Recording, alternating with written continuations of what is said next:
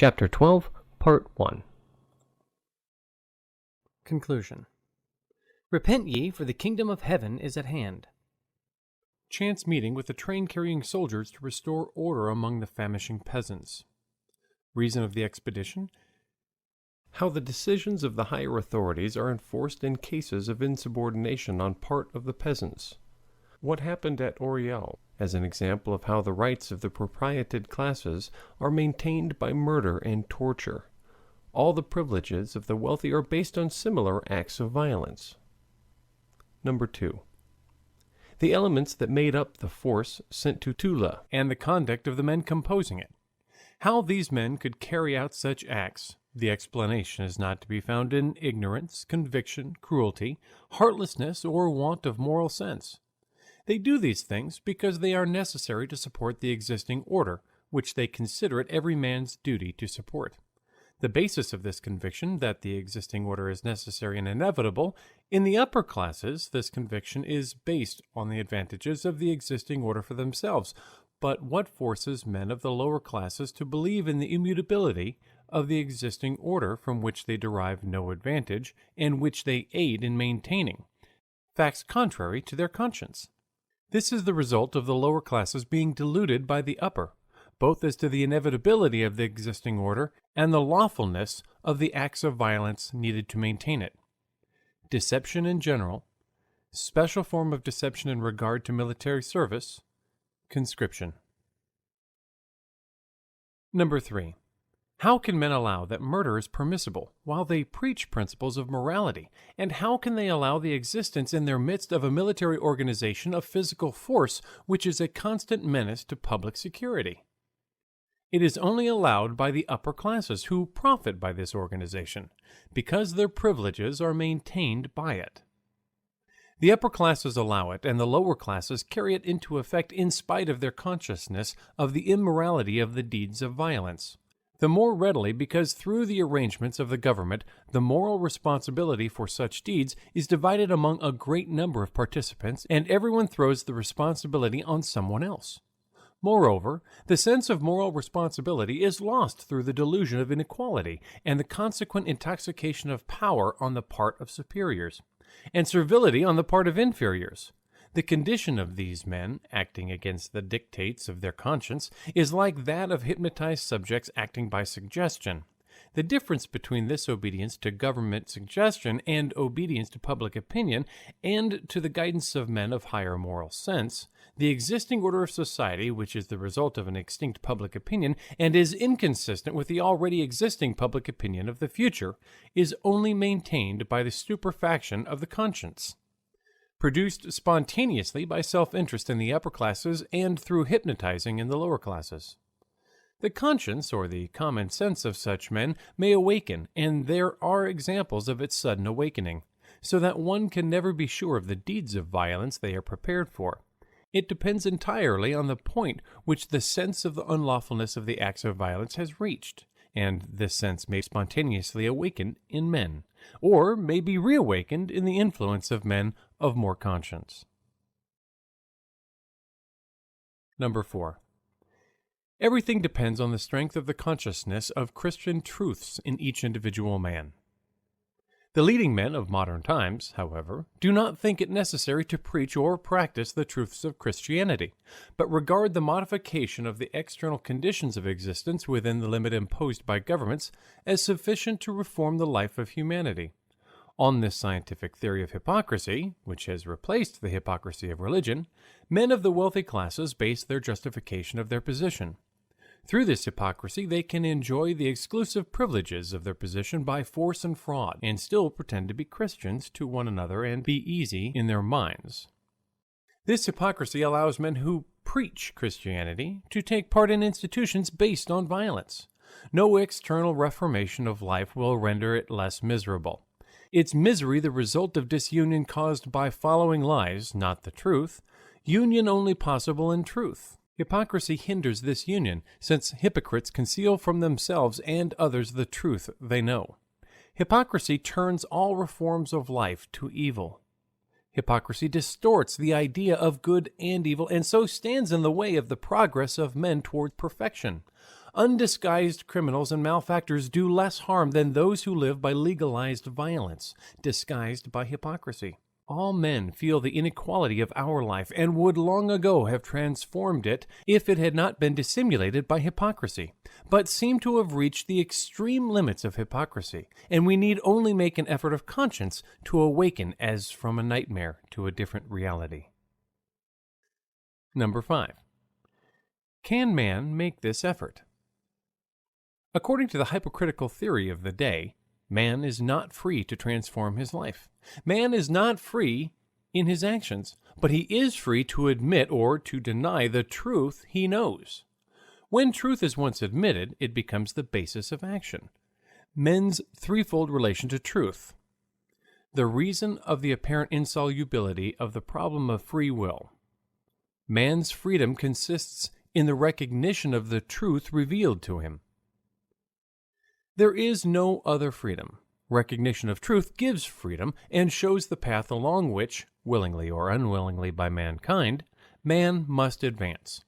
The recognition of truth and real freedom enables man to share in the work of God, not as the slave, but as the creator of life. Men need only make the effort to renounce all thought of bettering the external conditions of life and bend all their efforts to recognizing and preaching the truth they know, to put an end to the existing miserable state of things and to enter upon the kingdom of God so far as it is yet accessible to man. All that is needed is to make an end of lying and hypocrisy. But then, what awaits us in the future? What will happen to humanity if men follow the dictates of their conscience? And how can life go on with the conditions of civilized life to which we are accustomed? All uneasiness on these points may be removed by the reflection that nothing true and good can be destroyed by the realization of truth, but will only be freed from the alloy of falsehood. Number 6. Our life has reached the extreme limit of misery and cannot be improved by any systems of organization. All our life and all our institutions are quite meaningless. Are we doing what God wills of us by preserving our privileges and duties to government? We are put in this position not because the world is so made, and it is inevitable, but because we wish it to be so. Because it is to the advantage of some of us. Our conscience is in opposition to our position and all our conduct, and the way out of the contradiction is to be found in the recognition of the Christian truth. Do not unto others what you would not they should do unto you. As our duties to self must be subordinated to our duties to others, so must our duties to others be subordinated to our duties to God. The only way out of our position lies, if not in the renouncing of our position and our privileges, at least in recognizing our sin and not justifying it or disguising it. The only object of life is to learn the truth and to act on it. Acceptance of the position and of state action deprives life of all object. It is God's will that we should serve Him in our life. That is, that we should bring about the greatest unity of all that has life, a unity only possible in truth. I was finishing this book, which I had been working at for 2 years, when I happened on the 9th of September to be traveling by rail through the governments of Tula and Rizan, where the peasants were starving last year and where the famine is even more severe now.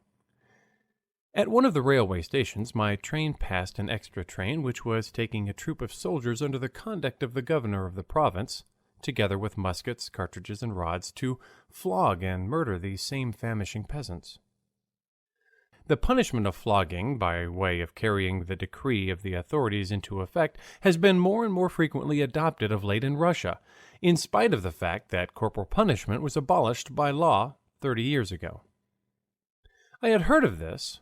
I had even read in the newspapers of the fearful floggings which had been inflicted in Chernov, Tambov, Saratov, Astrakhan, and Oriel, and of those which the governor of Nizhny Novgorod, General Barnov, had boasted.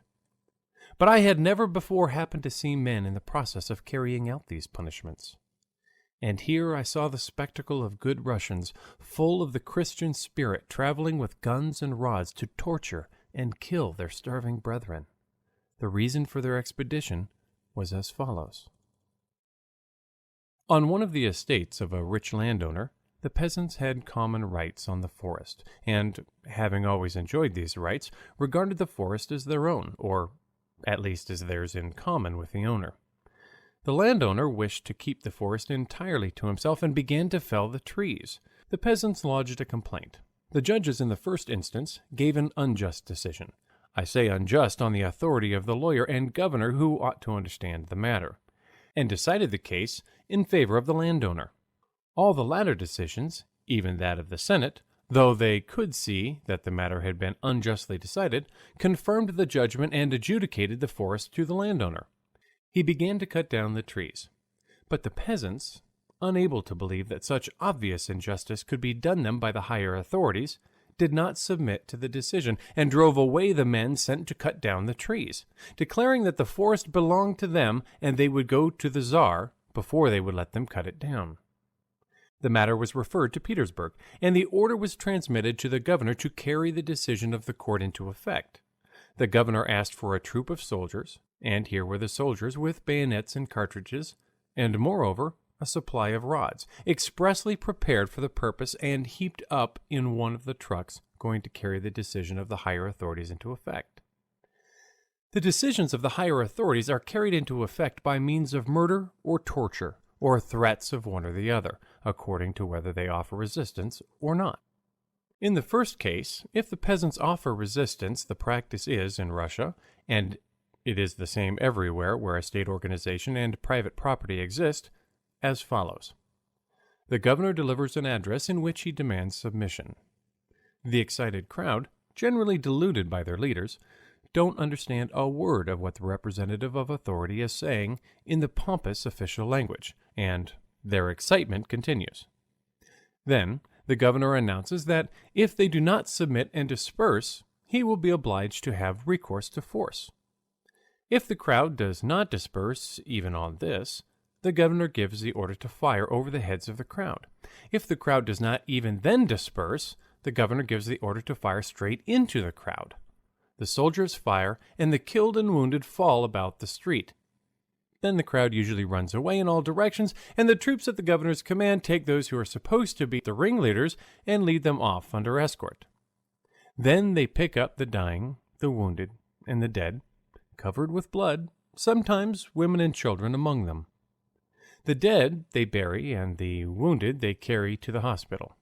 Those whom they regard as their ringleaders, they take to the town hall and have them tried by a special court-martial, and if they have had recourse to violence on their side, they are condemned to be hanged, and then the gallows is erected, and they solemnly strangle a few defenseless creatures. This is what has often been done in Russia, and is, and must always be done, where the social order is based on force. But in the second case, when the peasants do submit, something quite special, peculiar to Russia, takes place. The governor arrives on the scene of action and delivers a harangue to the people, reproaching them from their insubordination, and either stations troops in the houses of the villages where sometimes, for a whole month, the soldiers drain the resources of the peasants, or, contenting himself with threats, he mercifully takes leave of the people. Or, what is the most frequent course, he announces that the ringleaders must be punished and quite arbitrarily, without any trial, selects a certain number of men, regarded as ringleaders, and commands them to be flogged in his presence. In order to give an idea of how such things are done, I will describe a proceeding of the kind which took place in Oriel, and received the full approval of the highest authorities. This is what took place in Oriel. Just as here in the Tula province, a landlord wanted to appropriate the property of the peasants, and just in the same way the peasants opposed it. The matter in dispute was a fall of water which irrigated the peasants' fields, and which the landowner wanted to cut off and divert to turn his mill. The peasants rebelled against this being done. The landowner laid a complaint before the district commander, who, illegally, as was recognized later even by a legal decision, decided the matter in favor of the landowner, and allowed him to divert the water course. The landowner sent workmen to dig the conduit by which the water was to be let off to turn the mill. The peasants were indignant at this unjust decision and sent their women to prevent the landowner's men from digging this conduit. The women went to the dikes, overturned the carts, and drove away the men. The landowner made a complaint against the women for thus taking the law into their own hands. The district commander made out an order that from every house throughout the village, one woman was to be taken and put in prison. The order was not easily executed, for in every household there were several women, and it was impossible to know which one was to be arrested. Consequently, the police did not carry out the order. The landowner complained to the governor of the neglect on the part of the police, and the latter, without examining into the affair, gave the chief official of the police strict orders to carry out the instructions of the district commander without delay. The police official, in obedience to his superior, went to the village and, with the insolence particular to Russian officials, ordered his policemen to take one woman out of each house. But since there were more than one woman in each house, and there was no knowing which one was sentenced to imprisonment, disputes and opposition arose. In spite of these disputes and opposition, however, the officer of police gave orders that some woman, whichever came first, should be taken from each household and led away to prison. The peasants began to defend their wives and mothers, would not let them go, and beat the police and their officer. This was a fresh and terrible crime. Resistance was offered to the authorities. A report of this new offense was sent to the town, and so this governor, precisely as the governor of Tula was doing on that day, with a battalion of soldiers with his guns and rods hastily brought together by means of telegraphs and telephones and railways, proceeded by a special train to the scene of action, with the learned doctor whose duty it was to ensure the flogging being of an hygienic character. Herzen's prophecy of the modern Genghis Khan with his telegrams is completely realized by this governor. Before the town hall of the district were the Solidary, a battalion of police with their revolvers strung round them with red cords, the persons of most importance among the peasants and the culprits. A crowd of 1,000 or more people were standing round. The governor, on arriving, stepped out of his carriage, delivered a prepared harangue, and asked for the culprits and a bench. The latter demand was at first not understood, but a police constable whom the governor always took about with him, and who undertook to organize such executions, by no means exceptional in that province, explained that what was meant was a bench for flogging. A bench was brought, as well as the rods, and then executioners were summoned. The latter had been selected beforehand from some horse dealers of the same village, as the soldiers refused the office. When everything was ready, the governor ordered the first of the 12 culprits pointed out by the landowner as the most guilty to come forward. The first to come forward was the head of a family, a man of 40 who had always stood up manfully for the rights of his class, and therefore was held in the greatest esteem by all the villagers. He was led to the bench and stripped, and then ordered to lie down. The peasant attempted to supplicate for mercy, but seeing it was useless, he crossed himself and lay down. 2 police constables hastened to hold him down. The learned doctor stood by in readiness to give his aid and his medical science when they should be needed. The convicts spit into their hands, brandished the rods, and began to flog. It seemed, however, that the bench was too narrow, and it was difficult to keep the victim writhing in torture upon it. Then the governor ordered them to bring another bench, and to put the plank across them. Soldiers, with their hands raised to their caps, and respectful, "Yes, Your Excellency," hastened obediently to carry out this order. Meanwhile, the tortured man, half naked, pale and scowling, stood waiting, his eyes fixed on the ground and his teeth chattering. When another bench had been brought, they again made him lie down, and the convicted thieves again began to flog him.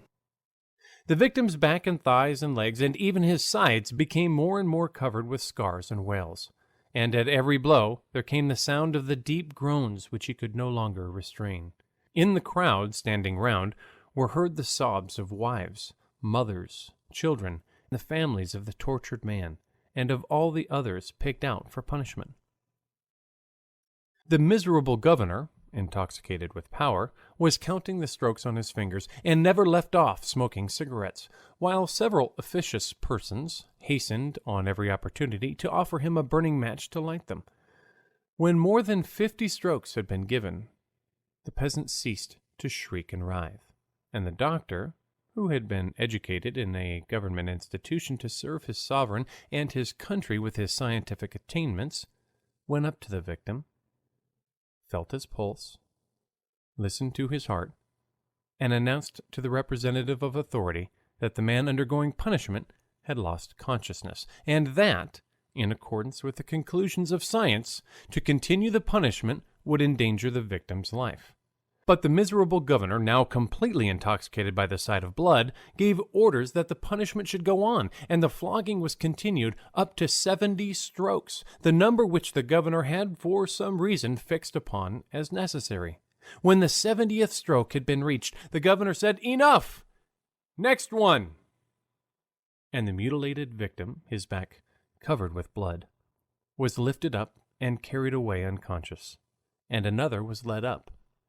The sobs and groans of the crowd grew louder, but the representative of the state continued the torture. Thus they flogged each of them up to the 12th, and each of them received 70 strokes. They all implored mercy, shrieked and groaned. The sobs and cries of the crowd of women grew louder and more heart-rending, and the men's faces grew darker and darker. But they were surrounded by troops, and the torture did not cease till it had reached the limit which had been fixed by the caprice of the miserable, half-drunken, and insane creature they called the governor.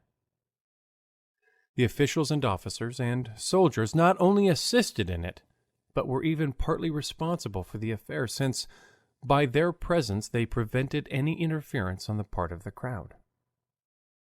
When I inquired of one of the governors why they made use of this kind of torture when people had already submitted and soldiers were stationed in the village, he replied with the important air of a man who thoroughly understands all the subtleties of statecraft, that if the peasants were not thoroughly subdued by flogging, they would begin offering opposition to the decisions of authorities again.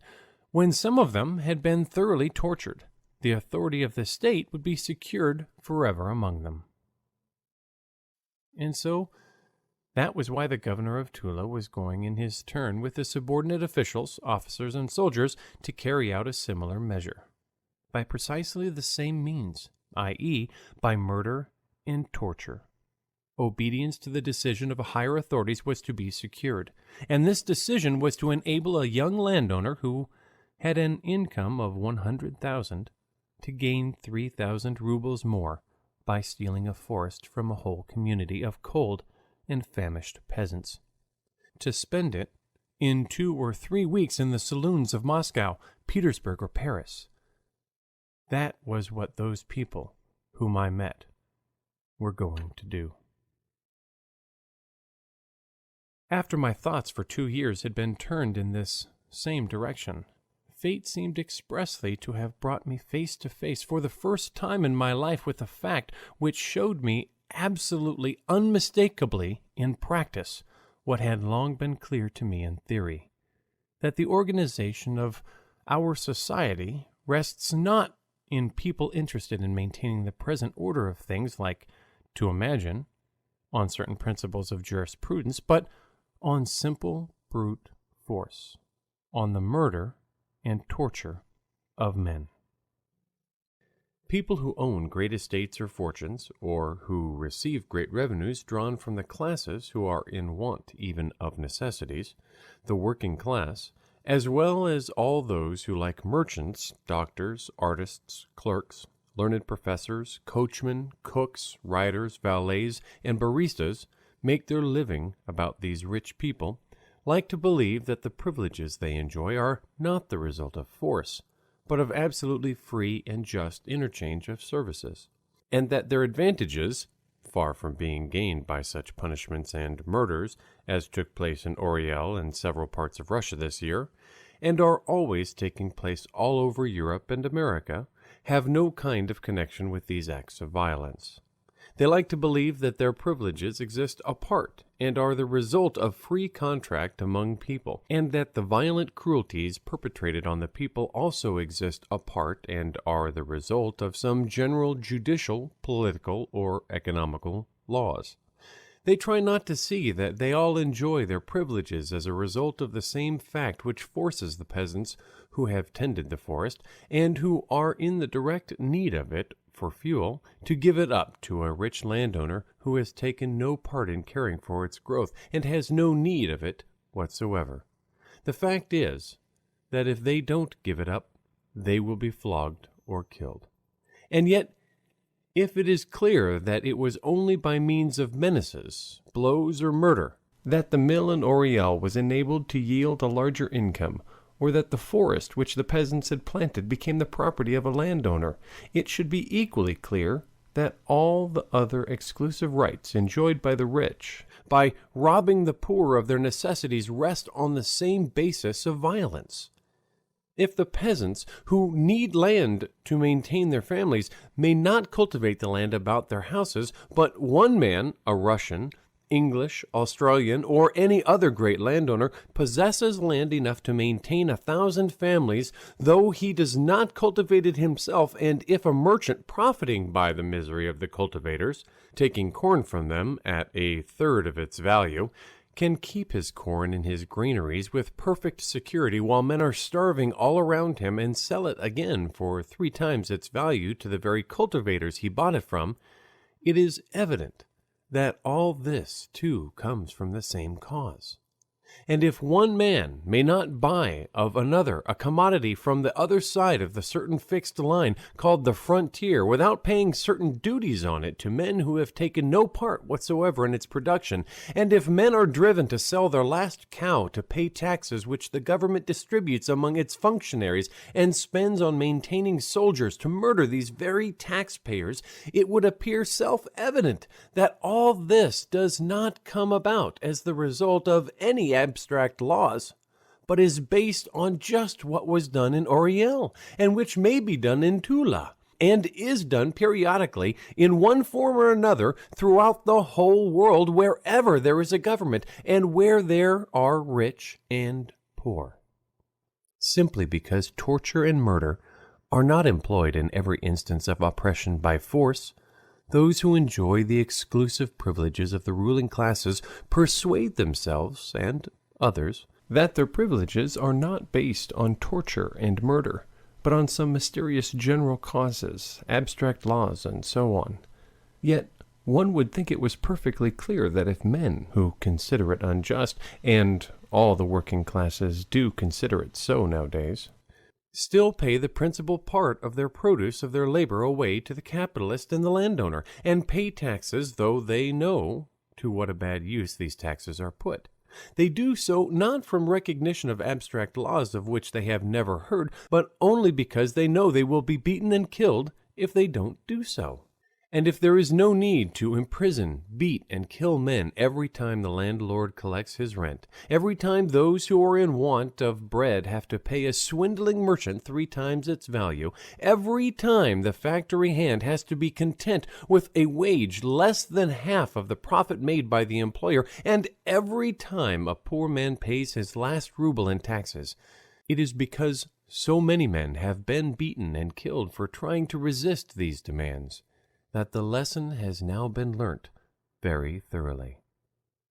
Just as a trained tiger who does not eat meat put under his nose and jumps over a stick at the word of command does not act thus because he likes it, but because he remembers the red-hot irons or the fast with which he was punished every time he did not obey, so men submitting to what is disadvantageous or even ruinous to them are considered by them as unjust, act thus because they remember what they suffered for resisting it. As for those who profit by the privilege gained by previous acts of violence, they often forget, and like to forget, how those privileges were obtained. But one needs only recall the facts of history, not the history of the exploits of different dynasties of rulers, but real history, the history of the oppression of the majority by a small number of men, to see that all the advantages the rich have over the poor are based on nothing but flogging, imprisonment, and murder. One need but reflect on the unceasing, persistent struggle of all to better their material position, which is the guiding motive of men of the present day, to be convinced that the advantages of the rich over the poor could never and can never be maintained by anything but force. There may be cases of oppression, of violence, and of punishments, though they are rare, the aim of which is not to secure the privileges of the propertied class. But one may confidently assert that in any society where for every man living in ease there are 10 exhausted by labor, envious, covetous, and often suffering with their families from direct privation, all the privileges of the rich, all their luxuries and superfluities, are obtained and maintained only by torturers, imprisonment, and murder. The train I met on the 9th of September, going with soldiers, guns, cartridges, and rods, to confirm the rich landowner in the possession of a small forest which he had taken from the starving peasants, which they were in the direst need of, and he was in no need of at all, was a striking proof of how men are capable of doing deeds directly opposed to their principles and their conscience without perceiving it. The special train consisted of one first-class carriage for the governor, the officials, and the officers, and several luggage vans crammed full of soldiers. The latter, smart young fellows in their clean new uniforms, were standing about in groups or sitting swinging their legs in the wide-open doorways of the luggage vans. Some were smoking, nudging each other, joking, grinning, and laughing. Others were munching sunflower seeds and spitting out the husks with dignity. Some of them ran along the platform to drink some water from a tub there, and when they met the officers, they slackened their pace, made their stupid gesture of salutation, raising their hands to their heads with serious faces as though they were doing something of the greatest importance. They kept their eyes on them till they had passed by them, and then set off running still more merrily, stamping their heels on the platform, laughing and chattering after the manner of healthy, good-natured young fellows traveling in lively company. They were going to assist at the murder of their fathers or grandfathers, just as if they were going on a party of pleasure, or at any rate on some quiet, ordinary business. The same impression was produced by the well-dressed functionaries and officers who were scattered about the platform and in the first-class carriage. At a table covered with bottles was sitting the governor, who was responsible for the whole expedition, dressed in his half-military uniform and eating something while he chatted tranquilly about the weather with some acquaintances he had met, as though the business he was upon was of so simple and ordinary a character that it could not disturb his serenity and his interest in the change of weather. At a little distance from the table sat the general of the police. He was not taking any refreshment and had an impenetrable bored expression, as though he were weary of the formalities to be gone through. On all sides, officers were bustling noisily about in their red uniforms trimmed with gold. One sat at a table finishing his bottle of beer. Another stood at the buffet eating a cake and brushing the crumbs off his uniform, threw down his money with a self-confident air. Another was sauntering before the carriages of our train, staring at the faces of the women. All these men who were going to murder or to torture the famishing and defenseless creatures who provide them their sustenance had the air of men who knew very well that they were doing their duty, and some were even proud, were glorying in what they were doing. What is the meaning of it? All these people are within a half an hour of reaching a place where, in order to provide a wealthy young man with 3,000 rubles stolen from a whole community of famishing peasants, they may be forced to commit the most horrible acts one can conceive, to murder or torture, as was done in Oriel, innocent beings, their brothers. And they see the place and time approaching with untroubled serenity.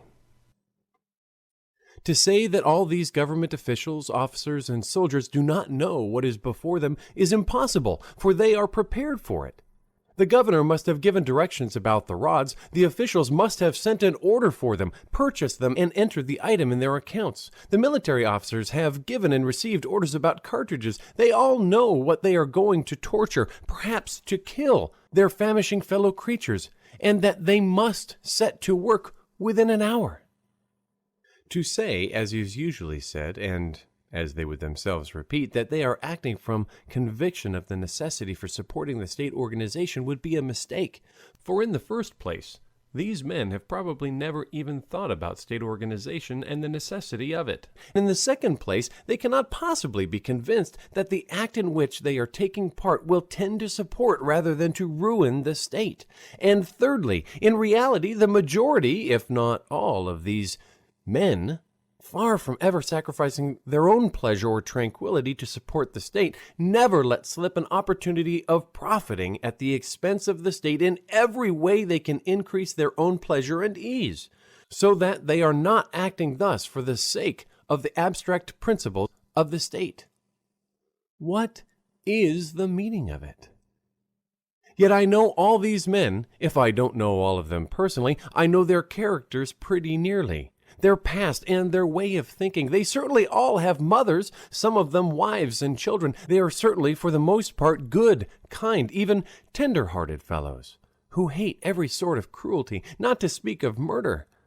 Many of them would not kill or hurt an animal. Moreover, they are all professed Christians, and regard all violence directed against the defenseless as base and disgraceful.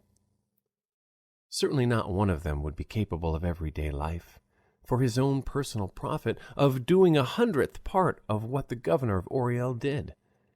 Every one of them would be insulted at the supposition that he was capable of doing anything of the kind in private life, and yet they are within a half an hour of reaching the place where they may be reduced to the inevitable necessity of committing this crime. What is the meaning of it?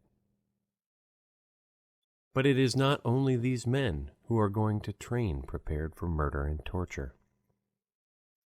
How could the men who began the whole business, the landowner, the commissioner, the judges, and those who gave the order and are responsible for it, the ministers, the czar, who are also good men, professed Christians, how could they elaborate such a plan and assent to it, knowing its consequences?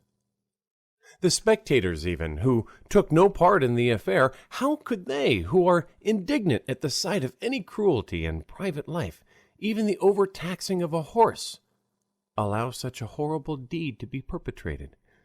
How was it they did not rise in indignation and bar the roads, shouting, "No! Flog and kill starving men because they won't let their last possession be stolen from them without resistance. That we won't allow." But far from anyone doing this, the majority, even of those who were the cause of the affair, such as the commissioner, the landowner, the judge, and those who took part in it and arranged it, as the governor, the ministers, and the czar, are perfectly tranquil and do not even feel a prick of conscience. And apparently all the men who are going to carry out this crime are equally undisturbed. The spectators, who one would suppose could have no personal interest in the affair, looked rather with sympathy than with disapproval at all these people preparing to carry out this infamous action. In the same compartment with me was a wood merchant who had risen from a peasant. He openly expressed aloud his sympathy with such punishments. "They can't disobey the authorities," he said. "That's what the authorities are for. Let them have a lesson. Send their fleas flying. They'll give over making commotions, I warrant you. That's what they want."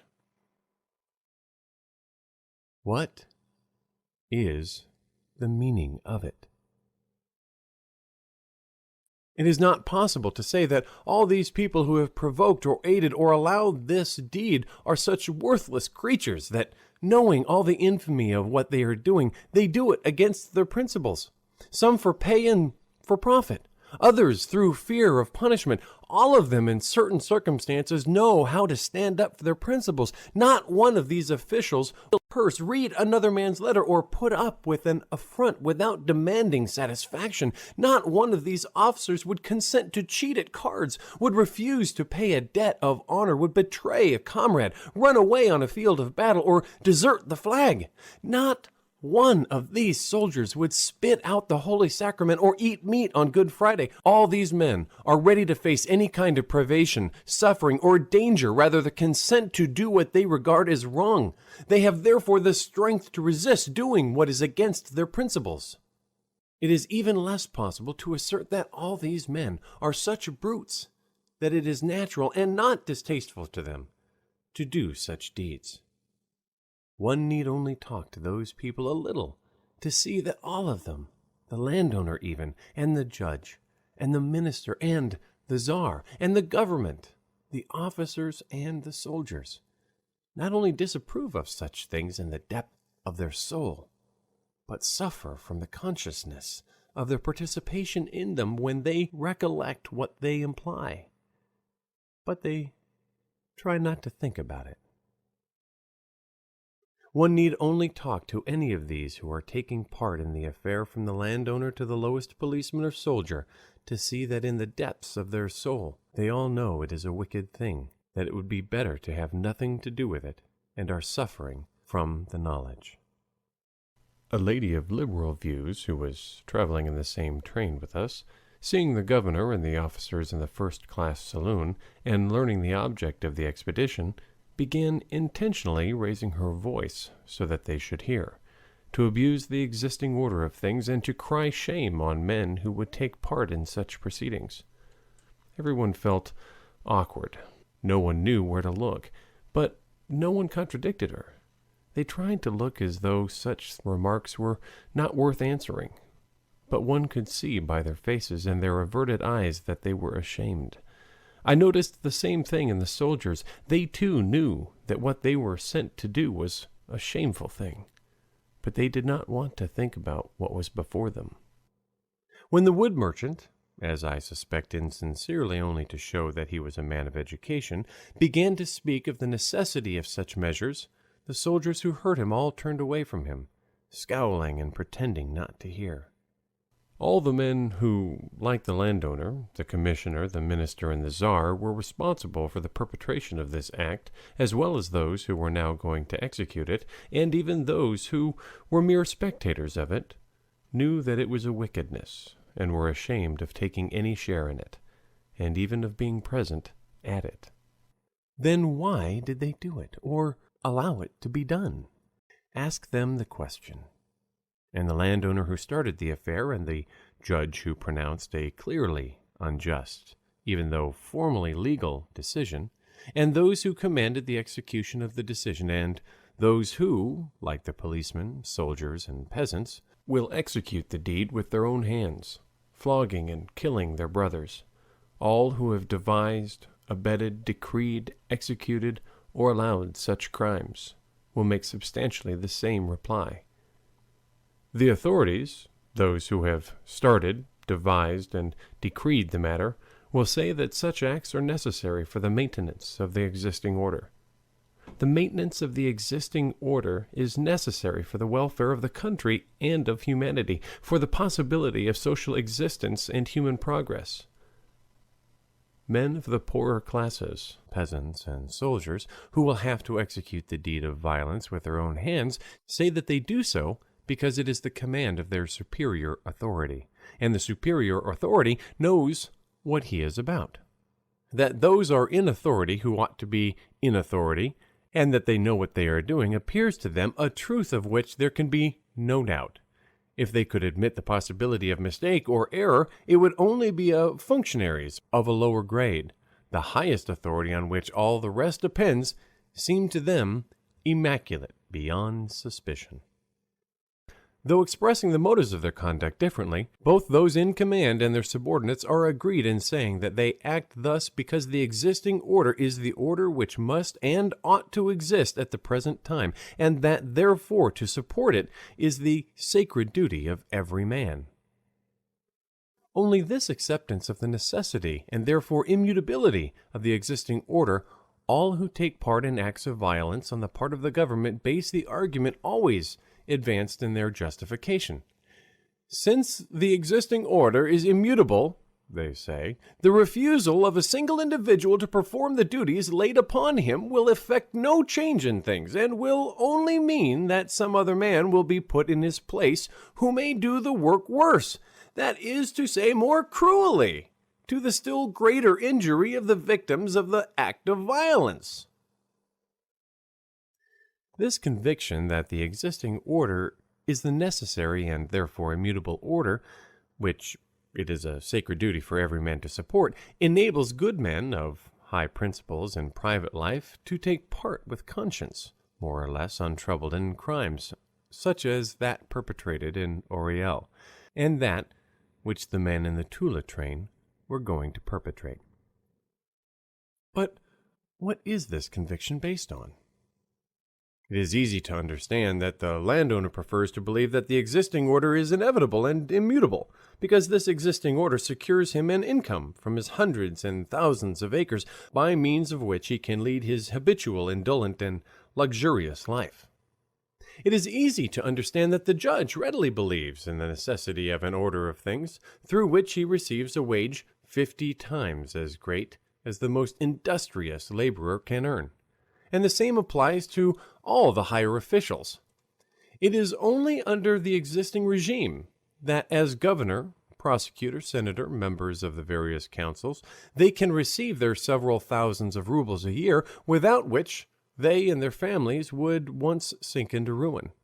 Since if it were not for the position they occupy, they would never, by their own abilities, industry, or acquirements, get 1,000th part of their salaries. The minister, the czar, and all the higher authorities are in the same position. The only distinction is that the higher and the more exceptional their position, the more necessity it is for them to believe that the existing order is the only possible order of things. For without it, they would not only be unable to gain an equal position, but would be found to fall lower than all other people.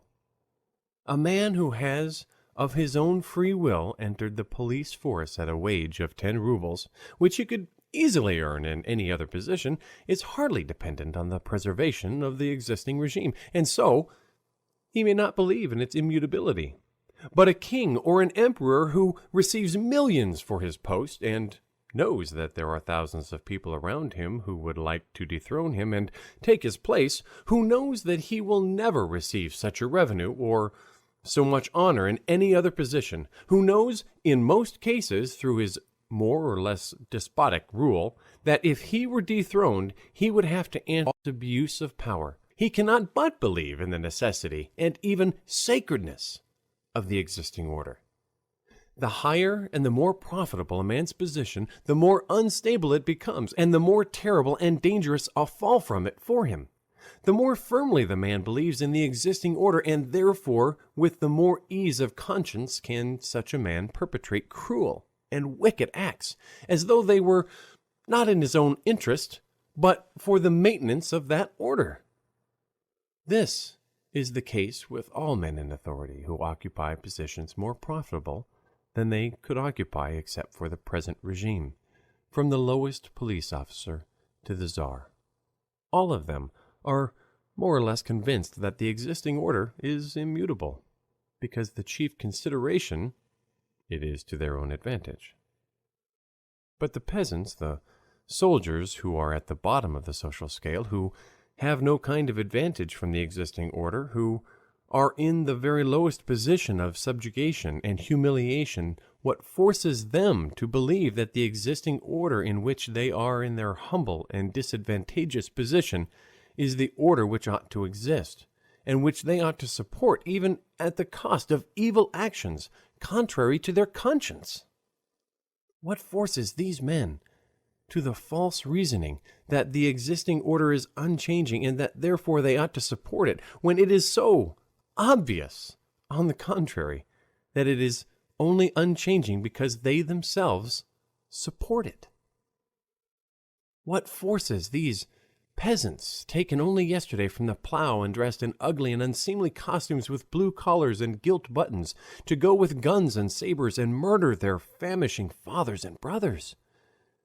They gain advantage and can be in no fear of losing the position they occupy because it is worse than that from which they have been taken.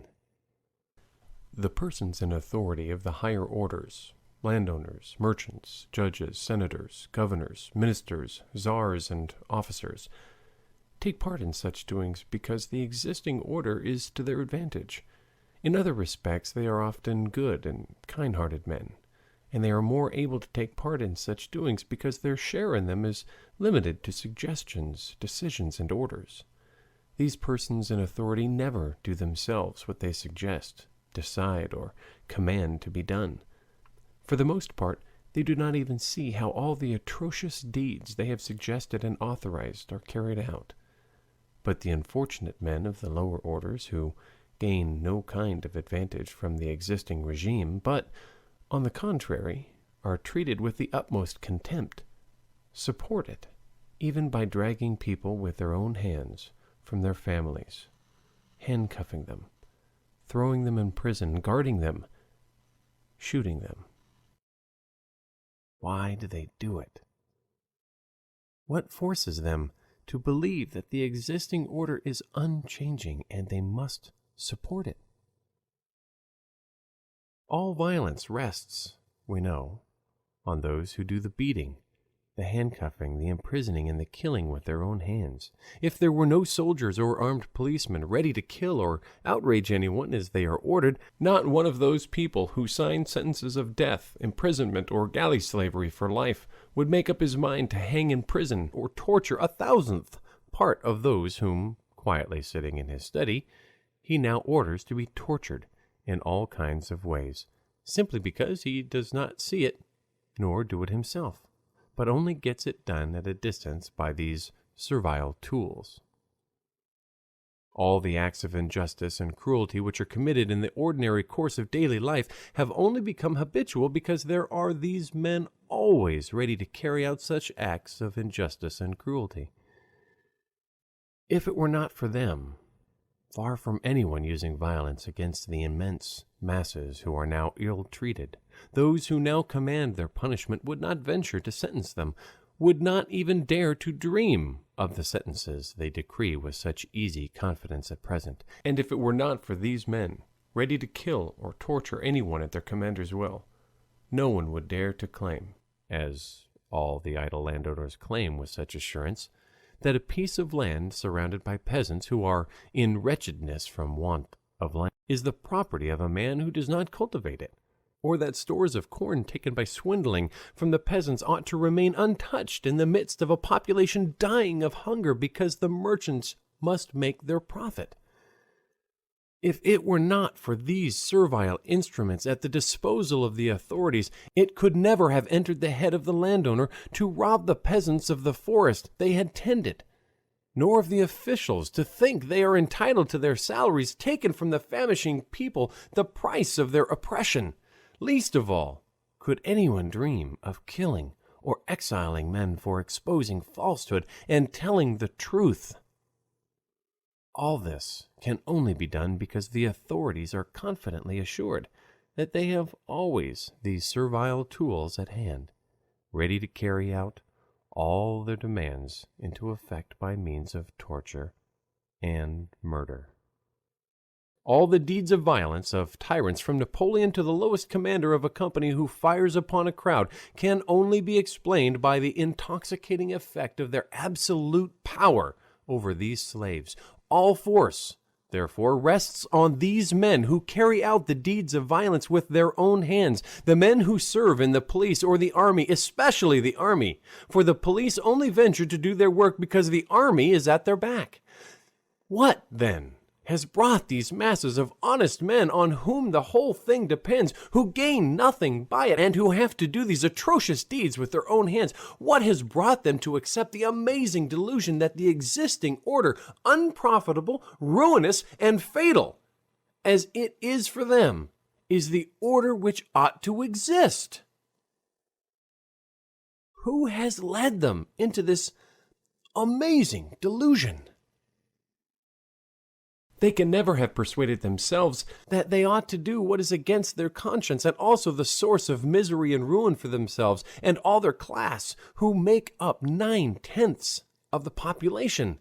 How can you kill people when it is written in God's commandment, "Thou shalt not kill"? I have often inquired of different soldiers, and I always drove them to embarrassment and confusion by reminding them of what they did not want to think about. They knew they were bound by the law of God, "Thou shalt not kill," and knew, too, that they were bound by their duty as soldiers, but had never reflected on the contradiction between these duties. The drift of the timid answers I received to this question was always approximately this: the killing in war and executing criminals by command of the government are not included in the general prohibition of murder. But when I said this distinction was not made in the law of God, and reminded them of the Christian duty of fraternity, forgiveness of injuries, and love, which could not be reconciled with murder, the peasants usually agreed, but in their turn began to ask me questions. "How does it happen," they inquired, "that the government, which, according to their ideas, cannot do wrong, sends the army to war and orders criminals to be executed?" When I answered that the government does wrong in giving such orders, the peasants fell into still greater confusion, and either broke off their conversation or else got angry with me. "They must have found a law for it. The archbishops know as much about it as we do, I should hope," a Russian soldier once observed to me, and in saying this, the soldier obviously set his mind at rest, in the full conviction that his spiritual guides had found a law which authorized his ancestors and the czars and their descendants and millions of men to serve as he was doing himself, and that the question I had put him was a kind of hoax or conundrum on my part.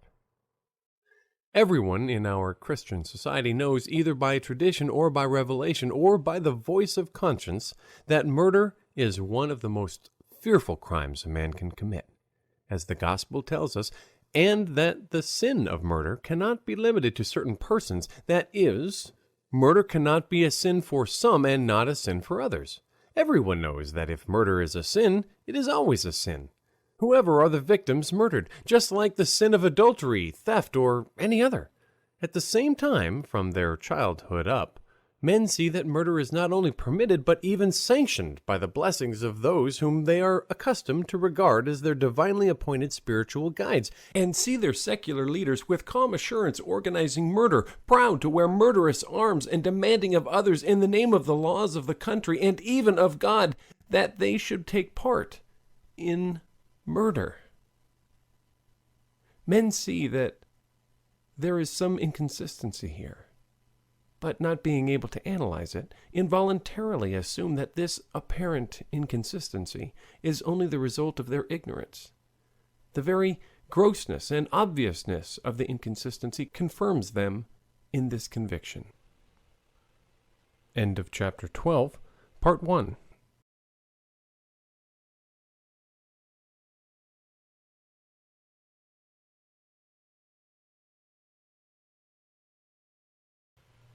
They cannot imagine that the leaders of civilization, the educated classes, could so confidently preach two such opposed principles as the law of Christ and murder. A simple, uncorrupted youth cannot imagine that those who stand so high in his opinion, whom he regards as holy or learned men, could for any object whatever mislead him so shamefully. But this is just what has always been and always is done to him. It is done, number one, by instilling, by example and direct instruction, from childhood up into the working people, who have not time to study moral and religious questions for themselves.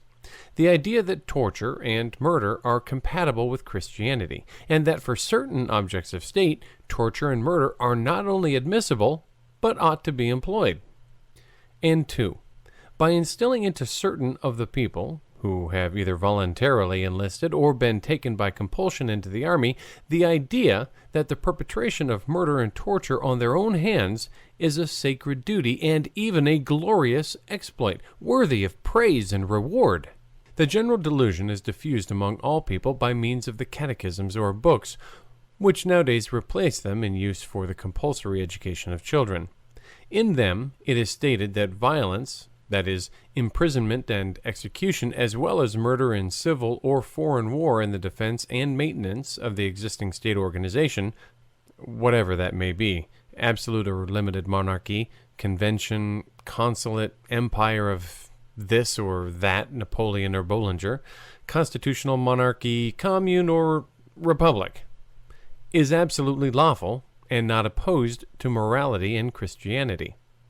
This is stated in all catechisms or books used in schools, and men are so thoroughly persuaded of it that they grow up, live, and die in that conviction without once entertaining a doubt about it. This is one form of deception, the general deception instilled into everyone, but there is another special deception practiced upon the soldiers or police who are picked out by one means or another to do the torturing and murdering necessary to defend and maintain the existing regime. In all military instructions, there appears in one form or another what is expressed in the Russian military code in the following words. Article 87. To carry out exactly, and without comment, the orders of a superior officer means to carry out an order received from a superior officer exactly without considering whether it is good or not, and whether it is possible to carry it out. The superior officer is responsible for the consequences of the order he gives. Article 88. The subordinate ought never to refuse to carry out the orders of a superior officer except when he sees clearly that in carrying out his superior officer's command, he breaks the law of God.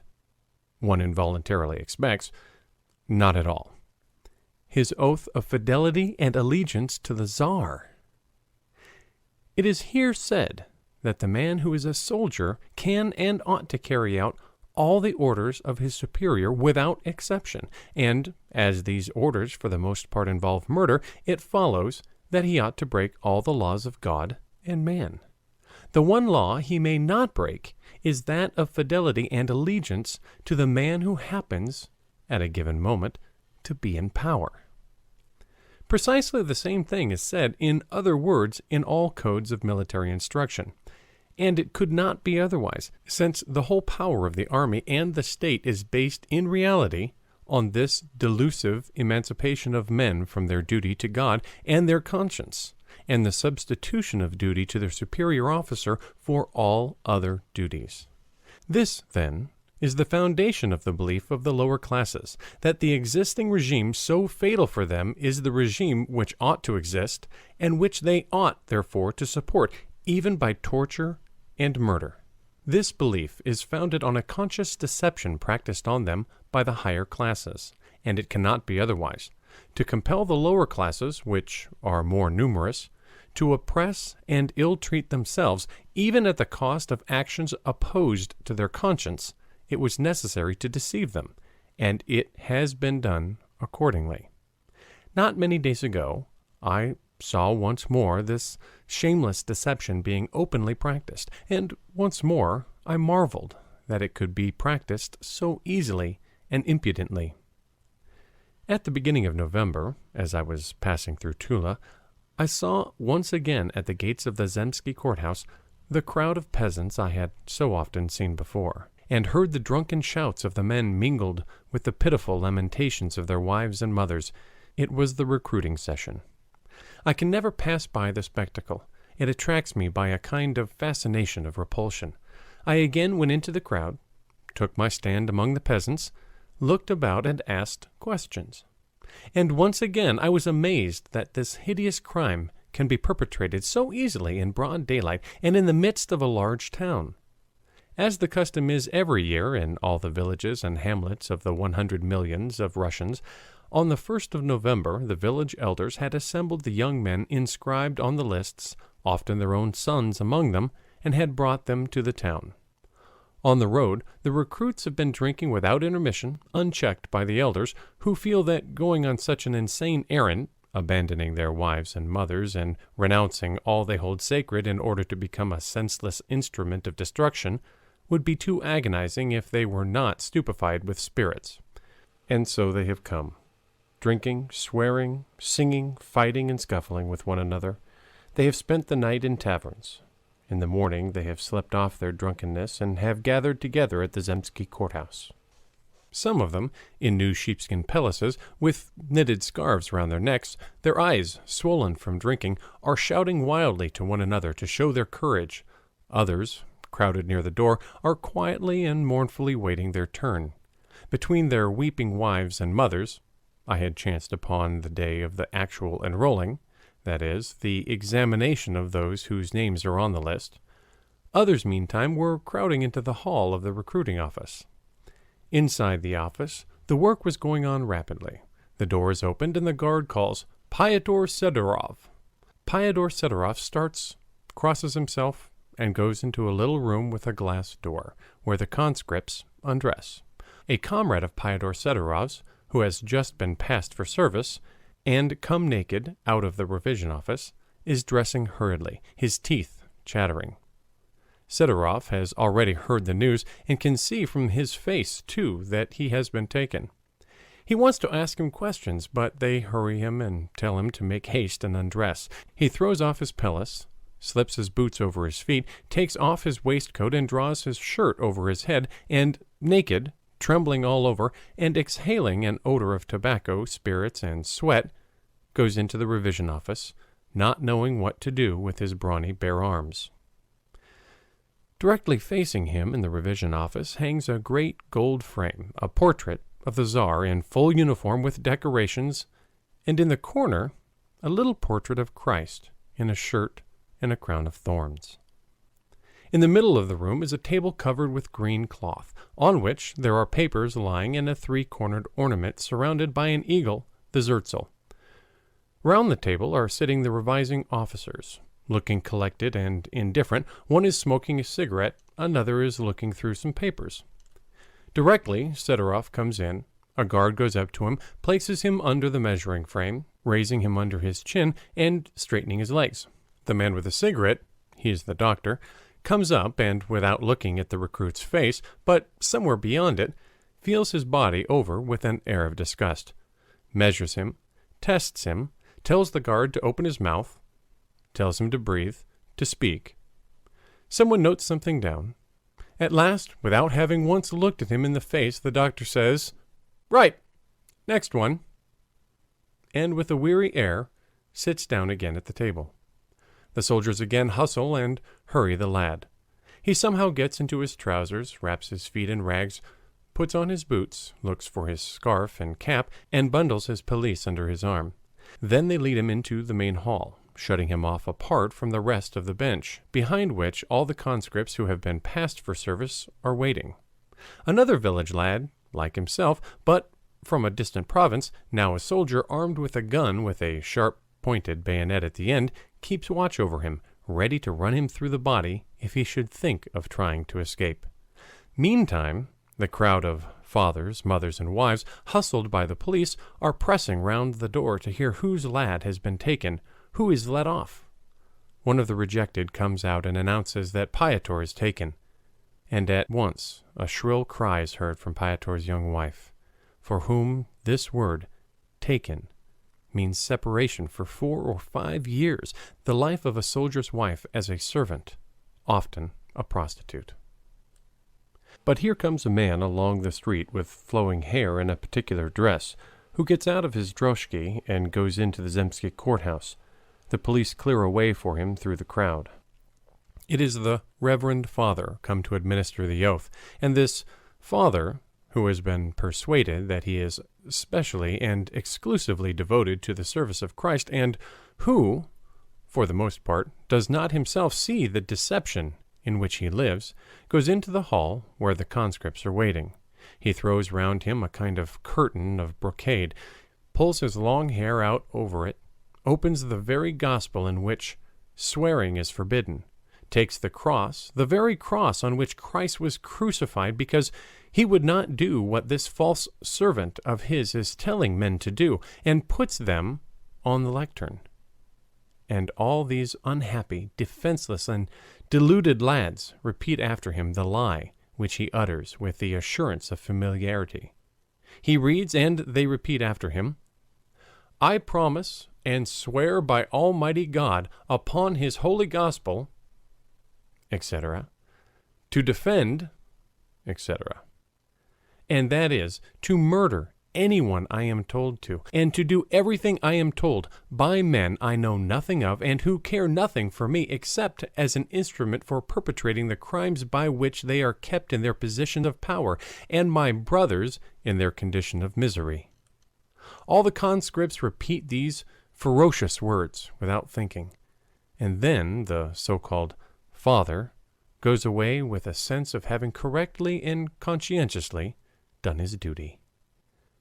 And all these poor, deluded lads believe that these nonsensical and incomprehensible words which they have just uttered set them free for the whole time of their service from their duties as men, and lay upon them fresh and more binding duties as soldiers.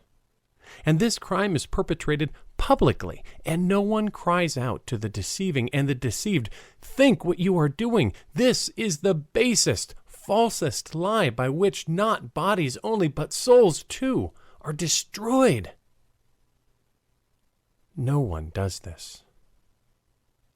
On the contrary, when all have been enrolled, and they are to be let out again, the military officer goes with a confident and majestic air into the hall where the drunken, cheated lads are shut up, and cries in a bold military voice, "Your health, my lads! I congratulate you on serving the Tsar." And they, poor fellows, someone has given them a hint beforehand, mutter awkwardly, their voices thick with drink, something to the effect that they are glad. Meantime, the crowd of fathers, mothers, and wives is standing at the doors waiting. The women keep their tearful eyes fixed on the doors. They open at last, and out come the conscripts, unsteady, but trying to put a good face on it. Here are Piotr and Vania and Makar, trying not to look their dear ones in the face. Nothing is heard but the wailing of the wives and mothers. Some of the lads embrace them and weep with them, others make a show of courage, and others try to comfort them. The wives and mothers, knowing that they will be left for 3, 4, or 5 years without their breadwinners, weep and rehearse their woes aloud. The fathers say little. They only utter a clucking sound with their tongues and sigh mournfully, knowing that they will see no more of the steady lads they have reared and trained to help them, that they will come back not the same quiet, hard-working laborers, but for the most part conceited and demoralized, unfitted for their simple life. And then all the crowd get into their sleds again and move away down the street to the taverns and pothouses, and louder than ever sounds the medley of singing and sobbing, drunken shouts, and the wailing of the wives and mothers, the sounds of the acridorn and oaths. They all turn into the taverns, whose revenues go to the government, and the drinking bout begins, which stifles their sense of the wrong which is being done them. For 2 or 3 weeks they go on living at home, and most of that time they are jaunting, that is, drinking. On a fixed day they collect them, drive them together like a flock of sheep, and begin to train them in the military exercises and drill. Their teachers are fellows like themselves, only deceived and brutalized 2 or 3 years sooner. The means of instruction are deception, stupefaction, blows, and vodka. And before a year has passed, these good, intelligent, healthy-minded lads will be as brutal beings as their instructors. Come now, suppose your father were arrested and tried to make his escape, I asked a young soldier. I should run him through with my bayonet, he answered, with the foolish intonation particular to soldiers. And if he made off, I ought to shoot him, he added, obviously proud of knowing what he must do if his father were escaping. And when a good-hearted lad has been brought to a state lower than that of a brute, he is just what is wanted by those who use him as an instrument of violence. He is ready. The man has been destroyed, and a new instrument of violence has been created. And all this is done every year, every autumn, everywhere, through all Russia, in broad daylight, in the midst of large towns where all may see it. And the deception is so clever, so skillful, that though all men know the infamy of it in their hearts and see all its horrible results, they cannot throw it off and be free. When one's eyes are opened to this awful deception practiced upon us, one marvels that the teachers of the Christian religion and of morals, the instructions of youth, or even the good-hearted and intelligent parents who are to be found in every society, can teach any kind of morality in a society in which it is openly admitted, it is so admitted under all governments and all churches, that murder and torture form an indispensable element in the life of all, and that there must always be special men trained to kill their fellows, and that any one of us may have to become such a trained assassin. How can children, youths, and people generally to be taught any kind of morality, not to speak of teaching in the spirit of Christianity, side by side with the doctrine that murder is necessary for the public weal, and therefore legitimate, and that there are men, of whom each of us may have to be one, whose duty it is to murder and torture and commit all sorts of crimes at the will of those who are in possession of authority? If this is so, and one can and ought to murder and torture, there is not, and cannot be, any kind of moral law, but only the law that might is right. And this is just how it is. In reality, that is, the doctrine, justified to some by the theory of the struggle for existence, which reigns in our society. And indeed, what sort of ethical doctrine could admit the legitimacy of murder for any object whatever? It is as impossible as a theory of mathematics admitting that 2 is equal to 3. There may be a semblance of mathematics admitting that 2 is equal to 3, but there can be no real science of mathematics, and there can only be a semblance of ethics in which murder in the shape of war and the execution of criminals is allowed, but no true ethics. The recognition of the life of every man as sacred is the first and only basis of all ethics.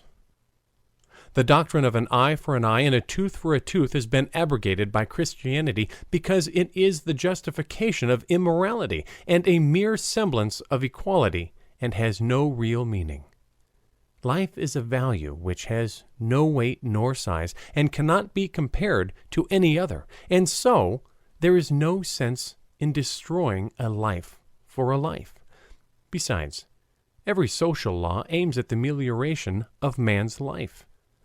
What way, then, can the annihilation of the life of some men ameliorate men's life? Annihilation of life cannot be a means of the amelioration of life. It is a suicidal act. To destroy another life for the sake of justice is as though a man, to repair the misfortune of losing one arm, should cut off the other arm for the sake of equity.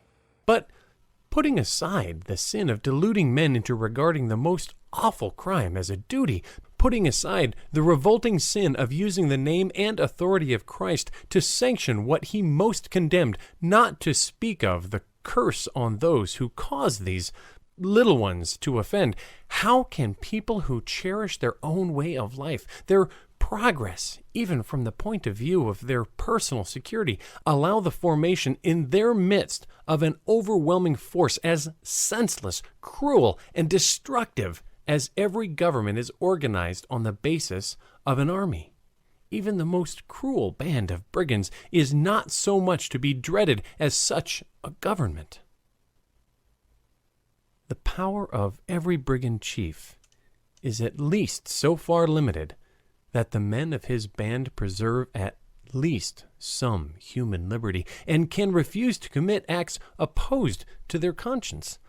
But, owing to the perfection to which the discipline of the army has been brought, there is no limit to check men who form part of a regularly organized government.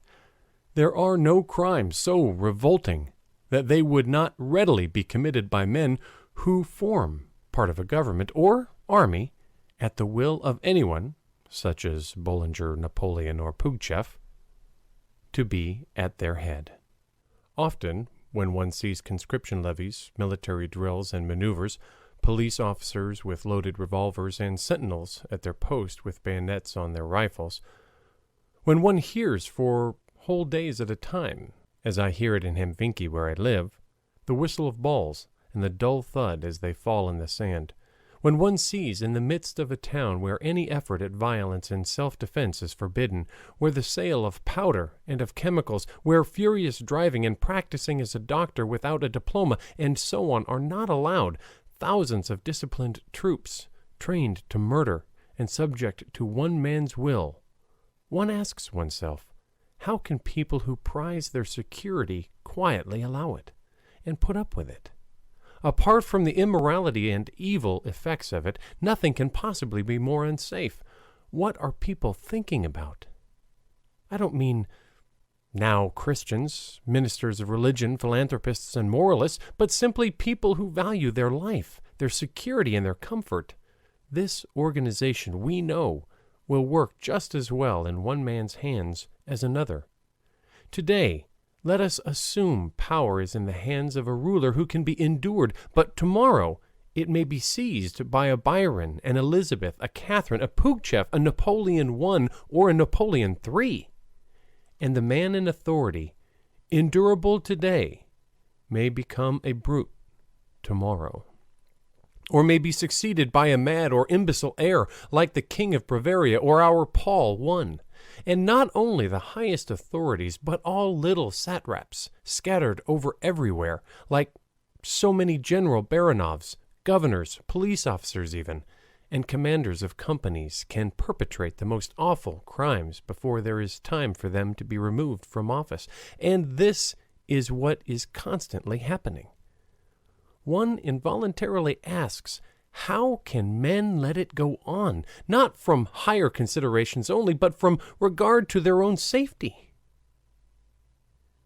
The answer to this question is that it is not all people who do tolerate it. Some, the greater proportion, deluded and submissive, have no choice and have to tolerate anything. It is tolerated by those who only under such an organization can occupy a position of profit.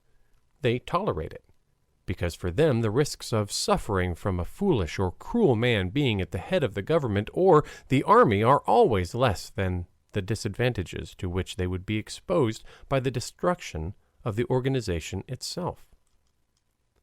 A judge, a commander of police, a governor, or an officer will keep his position just the same under Bollinger or the Republic under Pugachev or Catherine.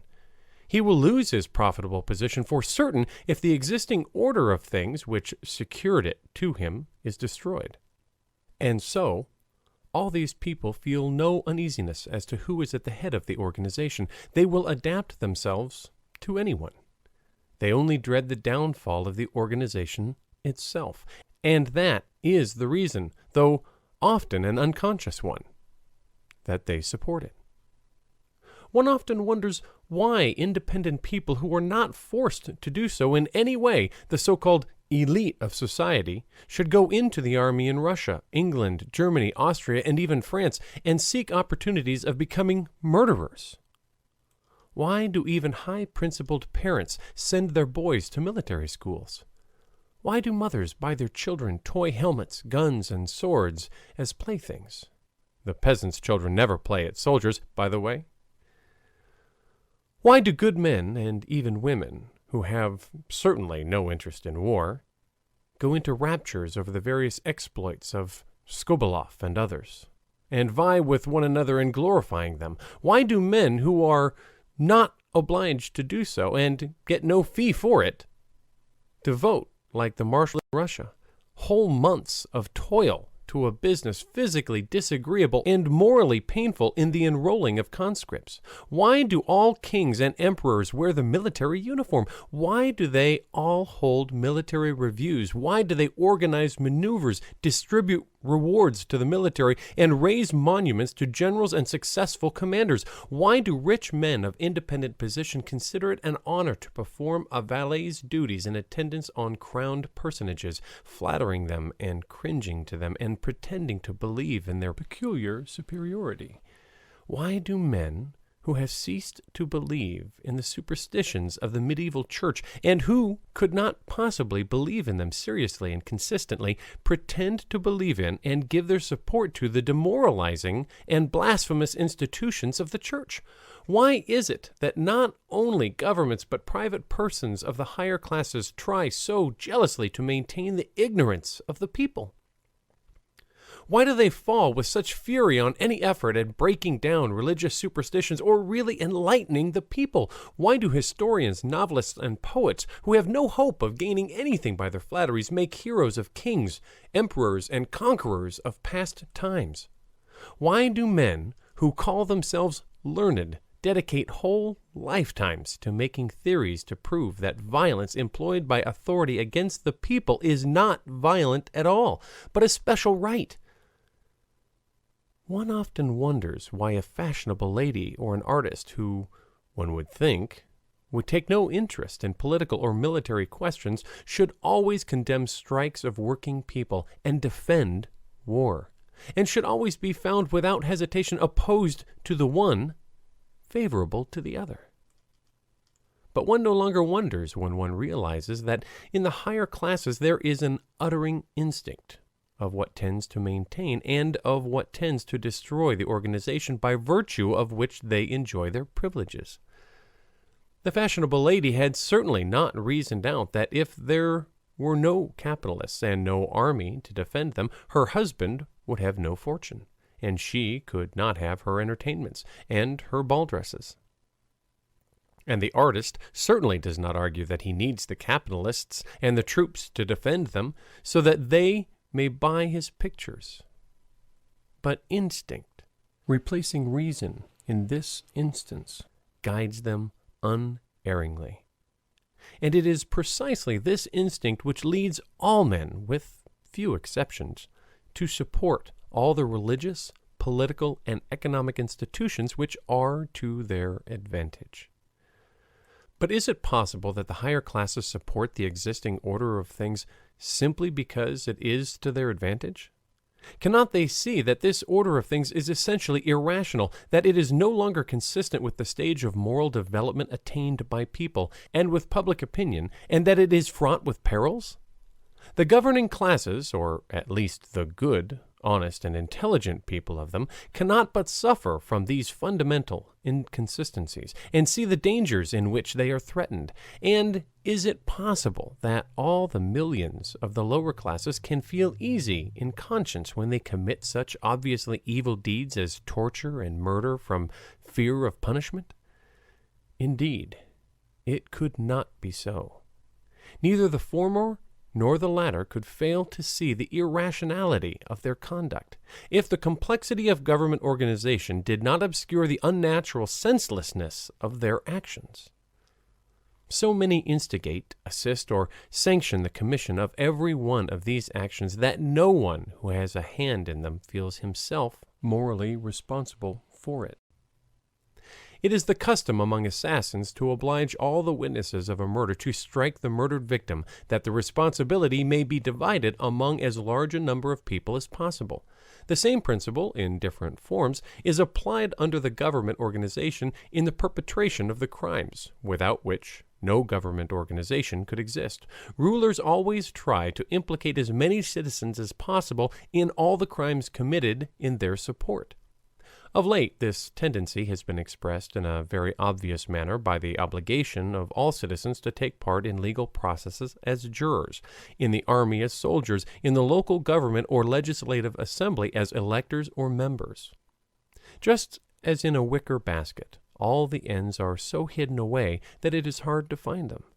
In the state organization, the responsibility for the crimes committed is so hidden away that men will commit the most atrocious acts without seeing their responsibility for them. In ancient times, tyrants got credit for the crimes they committed, but in our day, the most atrocious infamies, inconceivable under the Neros, are perpetrated, and no one gets blamed for them. One set of people have suggested, another set have proposed, a third have reported, a fourth have decided, a fifth have confirmed, a sixth have given the order, and a seventh set of men have carried it out. They flog to death women, old men, and innocent people, as was done recently among us in Russia at the Yevzhinsky factory, and is always being done everywhere in Europe and America in the struggle with the anarchists and all other rebels against the existing order. They shoot and hang men by hundreds and thousands, or massacre millions in war, or break men's hearts in solitary confinement, and ruin their souls in the corruption of a soldier's life. And no one is responsible.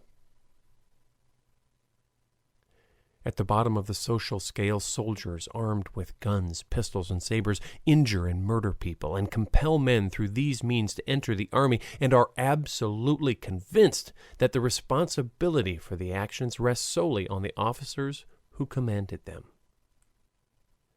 At the top of the scale, the czars, presidents, ministers, and parliaments decree these tortures and murders and military conscriptions, and are fully convinced that since they are either placed in authority by the grace of God or by the society they govern, which demands such decree from them, they cannot be held responsible. Between these two extremes are the intermediary personages who superintend the murders and other acts of violence, and are fully convinced that the responsibility is taken off their shoulders, partly by their superiors who have given the order, partly by the fact that such orders are expected from them by all who are at the bottom of the scale. The authority who gives the orders and the authority who executes them at the two extreme ends of the state organization meet together like the two ends of a ring. They support and rest on one another and enclose all that lies within the ring. Without the conviction that there is a person or persons who will take the whole responsibility of his acts, not one soldier would ever lift a hand to commit a murder or another deed of violence. Without the conviction that it is expected by the people, who not a single king, emperor, president, or parliament would order murders or acts of violence. Without the conviction that there are persons of a higher grade who will take the responsibility, and people of a lower grade who require such acts for their welfare, not one of the intermediate classes would superintend such deeds. The state is so organized that wherever a man is placed in the social scale, his irresponsibility is the same. The higher his grade, the more he is under the influence of demands from below, and the less he is controlled by orders from above, and vice versa.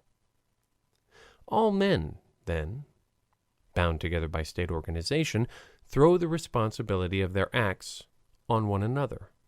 The peasant soldier on the nobleman or merchant who is his officer, and the officer on the nobleman who has been appointed governor, the governor on the nobleman or son of an official who is minister, the minister on the member of the royal family who occupies the post of czar, and the czar again on all these officials, noblemen, merchants, and peasants. But that's not all. Besides the fact that men get rid of the sense of responsibility for their actions in this way, they lose their moral sense of responsibility also by the fact that in forming themselves into a state organization, they persuade themselves and each other so continually and so indefatigably that they are not all equal, but, as the stars apart, that they come to believe it genuinely themselves.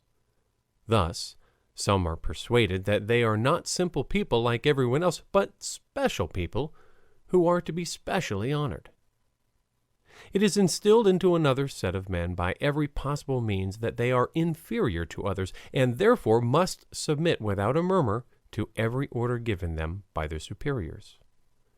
On this inequality, above all, on the elevation of some and the degradation of others, rests the capacity men have of being blind to the insanity of the existing order of life, and all the cruelty and criminality of the deception practiced by one set of men on another.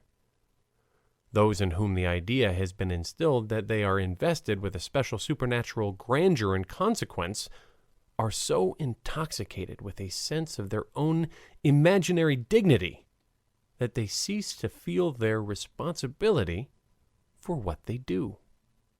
While those, on the other hand, in whom the idea is fostered that they are inferior animals bound to obey their superiors in everything, fall through this perpetual humiliation into a strange condition of stupefied servility, and in this stupefied state do not see the significance of their actions and lose all consciousness of responsibility for what they do.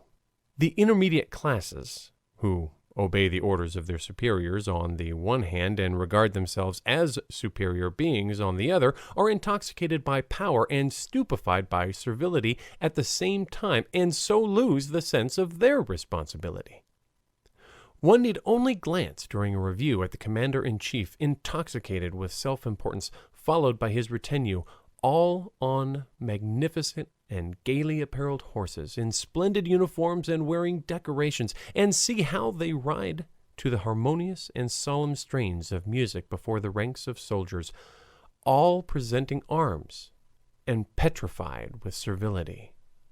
One need only glance at this spectacle to understand that at such moments, when they are in a state of the most complete intoxication, commander-in-chief, soldiers, and intermediate officers alike would be capable of committing crimes of which they would never dream under other conditions. The intoxication produced by such stimulants as parades, reviews, religious solemnities, and coronations is, however, an acute and temporary condition. But there are other forms of chronic, permanent intoxication to which those are liable who have any kind of authority. From that of the Tsar to that of the lowest police officer at the street corner, and also those who are in subjugation to authority and in a state of stupefied servility, the latter, like all slaves, always find a justification for their own servility in ascribing the greatest possible dignity and importance to those they serve. It is principally through this false idea of inequality and the intoxication of power and of servility resulting from it that men associated in a state organization are enabled to commit acts opposed to their conscience without the least scruple or remorse. Under the influence of this intoxication, men imagine themselves no longer simply men as they are, but some special beings.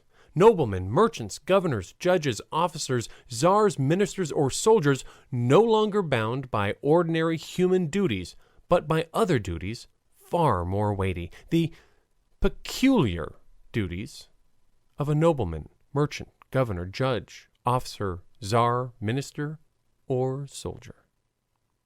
Thus, the landowner who claimed the forest acted as he did only because he fancied himself not a simple man, having the same rights to life as the peasants living beside him and everyone else, but a great landowner, a member of the nobility, and under the influence of the intoxication of power, he felt his dignity offended by the peasants' claims. It was only through this feeling that, without considering the consequences that might follow, he sent in a claim to be reinstated in his pretended rights.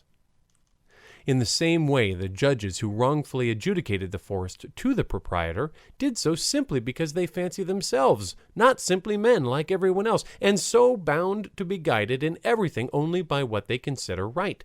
But under the intoxicating influence of power, imagined themselves the representatives of the justice which cannot err, while under the intoxicating influence of servility, they imagine themselves bound to carry out to the letter the instructions inscribed in a certain book, the so-called law.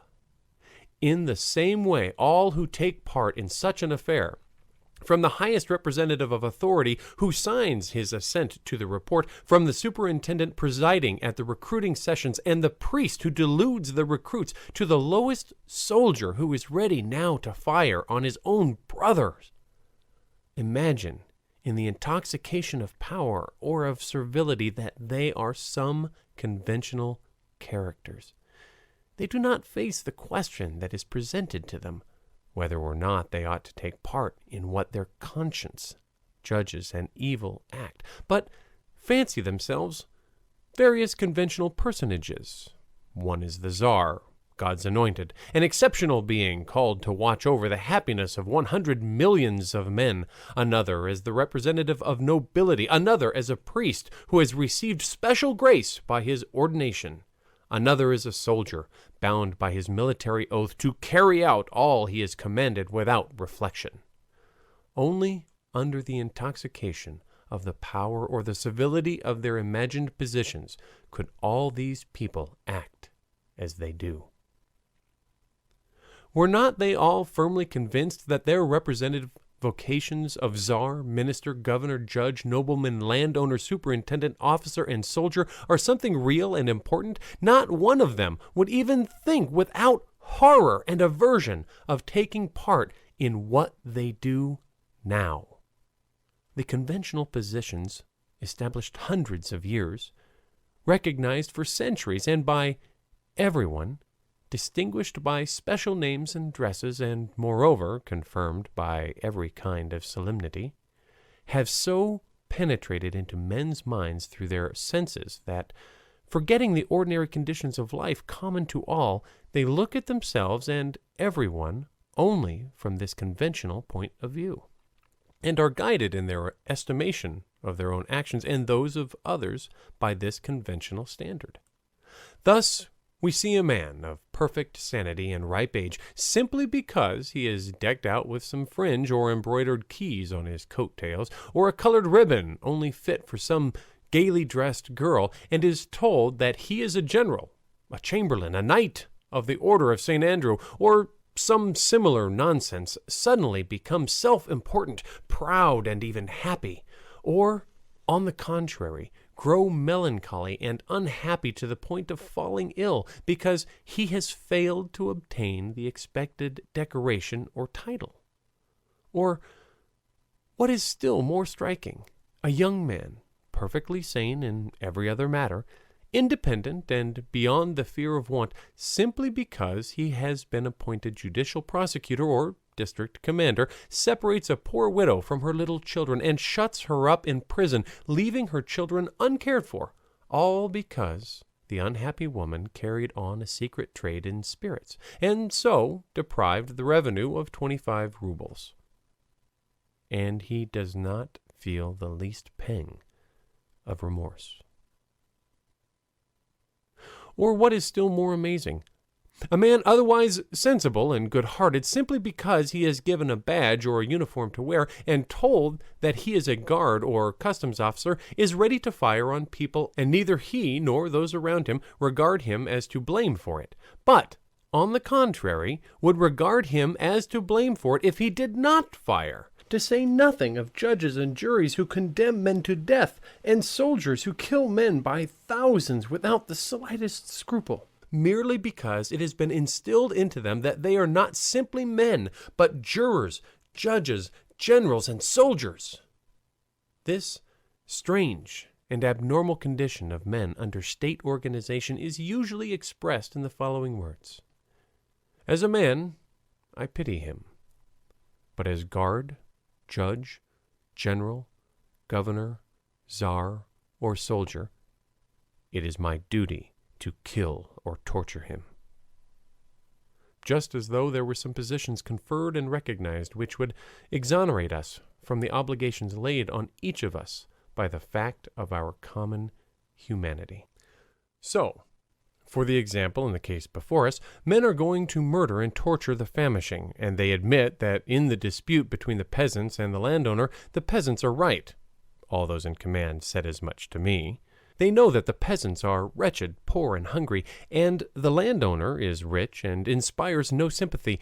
Yet they are all going to kill the peasants to secure 3,000 rubles for the landowner, only because at that moment they fancy themselves not men, but governor, official, general of police, officer, and soldier, respectively, and consider themselves bound to obey not the eternal demands of the conscience of man, but the casual, temporary demands of their positions as officers or soldiers. Strange as it may seem, the sole explanation of this astonishing phenomenon is that they are in the condition of the hypnotized, who, they say, feel and act like the creatures they are commanded by the hypnotizer to represent. When, for instance, it is suggested to the hypnotized subject that he is lame, he begins to walk lame. That he is blind, he cannot see. That he is a wild beast, and he begins to bite. This is the state not only of those who are going to this expedition, but of all men who fulfill their state and social duties in preference to and in detriment of their human duties. The essence of this state is that under the influence of one suggestion, they lose their power of criticizing their actions and therefore do, without thinking, everything consistent with the suggestion to which they are led by example, precept, or insinuation. The difference between those hypnotized by scientific men and those under the influence of the state hypnotism is that an imaginary position is suggested to the former suddenly by one person in a very brief space of time, and so the hypnotized state appears to us in a striking and surprising form, while the imaginary position, suggested by state influence, is induced slowly, little by little, imperceptibly, from childhood, sometimes during years or even generations, and not by one person alone, but in a whole society.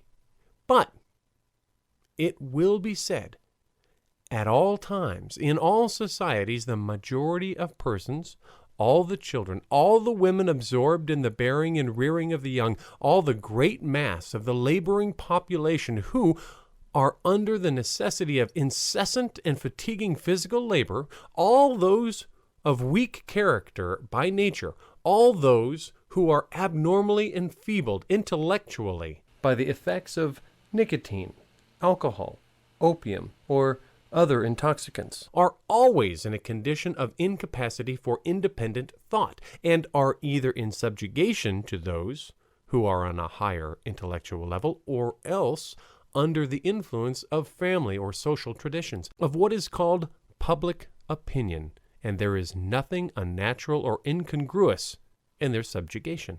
And truly there is nothing unnatural in it.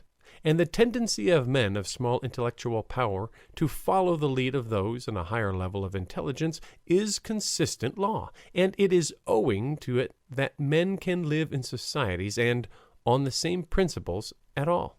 The minority consciously adopt certain rational principles through their correspondence with reason, while the majority act on the same principles unconsciously because it is required by public opinion. Such subjugation to public opinion on the part of the unintellectual does not assume an unnatural character till the public opinion is split into two. But there are times when a higher truth, revealed at first to a few persons, gradually gains ground till it has taken hold of such a number of persons that the old public opinion, founded on a lower order of truths, begins to totter, and the new is ready to take its place, but has not yet been firmly established. It is like the spring, this time of transition, when the old order of ideas has not quite broken up and the new has not quite gained a footing. Men begin to criticize their actions in the light of the new truth, but in the meantime, in practice, through inertia and tradition, they continue to follow the principles which once represented the highest point of rational consciousness, but are now in flagrant contradiction with it. Then men are in an abnormal, wavering condition, feeling the necessity of following the new ideal, and yet not bold enough to break with the old established traditions. Such is the attitude in regard to the truth of Christianity, not only of the men in the Tula train, but of the majority of men of our times, alike of the higher and the lower orders.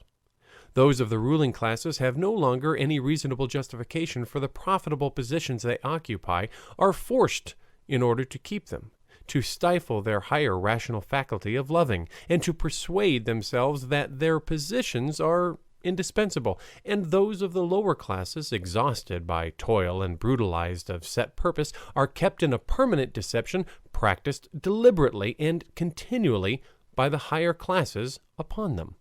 Only in this way can one explain the amazing contradictions with which our life is full, and of which a striking example was presented to me by the expedition I met on the 9th of September. Good, peaceful men, known to me personally, going with untroubled tranquility to perpetrate the most beastly, senseless, and vile of crimes. Had not they some means of stifling their conscience, not one of them would be capable of committing 100th part of such a villainy. It is not that they have not a conscience which forbids them from acting thus, just as even 300 or 400 years ago, when people burnt men at the stake and put them to the rack, they had a conscience which prohibited it. The conscience is there, but it has been put to sleep in those in command by what the psychologists call autosuggestion, in the soldiers by the direct conscious hypnotizing exerted by the higher classes. Though asleep, the conscience is there, and in spite of the hypnotism, it is already speaking in them, and it may awake.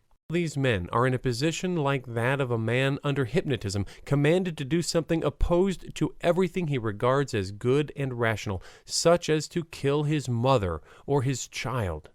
The hypnotized subject feels himself bound to carry out the suggestion. He thinks he cannot stop, but the nearer he gets to that time and the place of the action, the more the benumbed conscience begins to stir, to resist, and to try to awake, and no one can say beforehand whether he will carry out the suggestion or not, which will gain the upper hand, the rational conscience or the irrational suggestion. It all depends on their relative strength. That is just the case with the men in the Tula train, and in general with everyone carrying out acts of state violence in our day. There was a time when men who set out with the object of murder and violence, to make an example, did not return till they had carried out their object, and then, untroubled by doubts or scruples, having calmly flogged men to death, they returned home and caressed their children, laughed, amused themselves, and enjoyed the peaceful pleasures of family life. In those days it never struck the landowners and wealthy men who profited by these crimes that the privileges they enjoyed had any direct connection with these atrocities. But now it is no longer so. Men know now, or are not far from knowing, what they are doing and for what object they do it. They can shut their eyes and force their conscience to be still, but so long as their eyes are opened and their conscience undulled, they must all, those who carry out and those who profit by these crimes alike, see the import of them. Sometimes they realize it only after the crime has been perpetrated. Sometimes they realize it just before its perpetration. Thus, those who commanded the recent acts of violence in Nizhny Novgorod, Saratov, Oriel, and the Uzinsky factory realized their significance only after their perpetration. And now those who command and those who carried out these crimes are ashamed before public opinion and their conscience. I have talked to soldiers who had taken part in these crimes, and they always studiously turned the conversation off the subject. And when they spoke of it, it was with horror and bewilderment. There are cases, too, when men come to themselves just before the perpetration of the crime. Thus, I know the case of a sergeant major who had been beaten by 2 peasants during the repression of disorder and had made a complaint. The next day, after seeing the atrocities perpetrated on the other peasants, he entreated the commander of his company to tear up his complaint and let off the 2 peasants.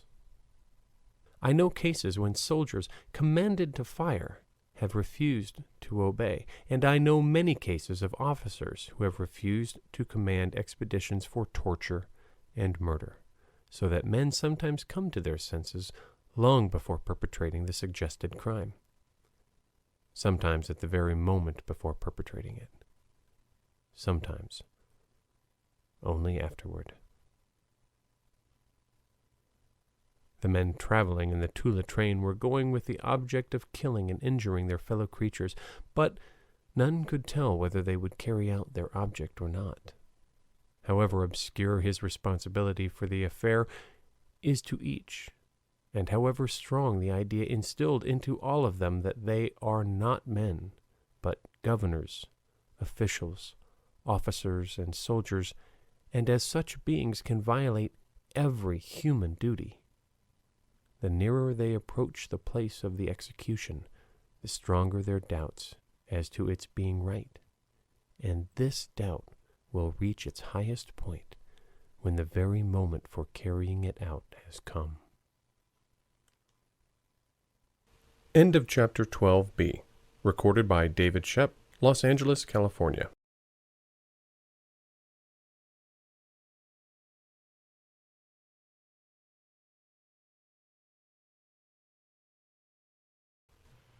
The governor, in spite of all the stupefying effect of his surroundings, cannot help hesitating when the moment comes to give the final decisive command. He knows that the action of the governor of Oriel has called down upon him the disapproval of the best people, and he himself, influenced by the public opinion of the circles in which he moves, has more than once expressed his disapprobation of him. He knows that the prosecutor, who ought to have come, flatly refused to have anything to do with it, because he regarded it as disgraceful. He knows, too, that there may be changes any day in the government, and that what was a ground for advancement yesterday may be the cause of disgrace tomorrow.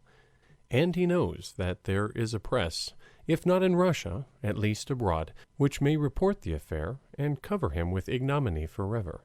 He is already conscious of a change in public opinion which condemns what was formerly a duty. Moreover, he cannot feel fully assured that his soldiers will at the last moment obey him. He is wavering, and none can say beforehand what he will do. All the officers and functionaries who accompany him experience in greater or less degree the same emotions. In the depths of their hearts, they all know what they are doing is shameful, that to take part in it is a discredit and blemish in the eyes of some people whose opinion they value. They know that after murdering and torturing the defenseless, each of them will be ashamed to face his betrothed or the woman he is courting. And besides, they too, like the governor, are doubtful whether the soldier's obedience to order can be reckoned on. What a contrast with the confident air they all put on as they sauntered about the station and platform. Inwardly, they were not only in a state of suffering, but even of suspense. Indeed, they all assumed this bold and composed manner to conceal the wavering within, and this feeling increased as they drew near the scene of action. And imperceptible as it was, and strange as it seems to say so, all that mass of lads, the soldiers who seemed so submissive, were in precisely the same condition. These are not the soldiers of former days who gave up the natural life of industry and devoted their whole existence to debauchery, plunder, and murder, like the Roman legionaries or the warriors of the 30 Years' War, or even the soldiers of more recent times who served for 25 years in the army. They have mostly been only lately taken from their families, and are full of the reconciliations of the good, rational, natural life they have left behind them. All these lads, peasants for the most part, know what is the business they have come about. They know that the landowner always oppresses their brothers and peasants, and that, therefore, It is most likely the same thing here. Moreover, a majority of them can now read, and the books they read are not all such as exalt a military life. There are some which point out its immorality. Among them are often free-thinking comrades who have enlisted voluntarily or young officers of liberal ideas, and already the first germ of doubt has been sown in regard to the unconditional legitimacy and glory of their occupation. It is true that they have all passed through the terrible, skillful education elaborated through centuries, which kills all initiative in a man, and that they are so trained to mechanical obedience that at the word of command, "Fire all the line! Fire!" and so on, their guns will rise themselves, and the habitual movements will be performed. But fire now does not mean shooting into the sand for amusement. It means firing on their broken down, exploited fathers and brothers whom they see there in the crowd, with women and children shouting and waving their arms. Here they are, one with his scanty beard and patched coat and plaited shoes of reed, just like the father they left at home in Kazan or Rizan province. One with gray beard and bent back, leaning on a staff like the old grandfather. One, a young fellow in boots and a red shirt, just as he was himself a year ago. He, the soldier, who must fire upon him.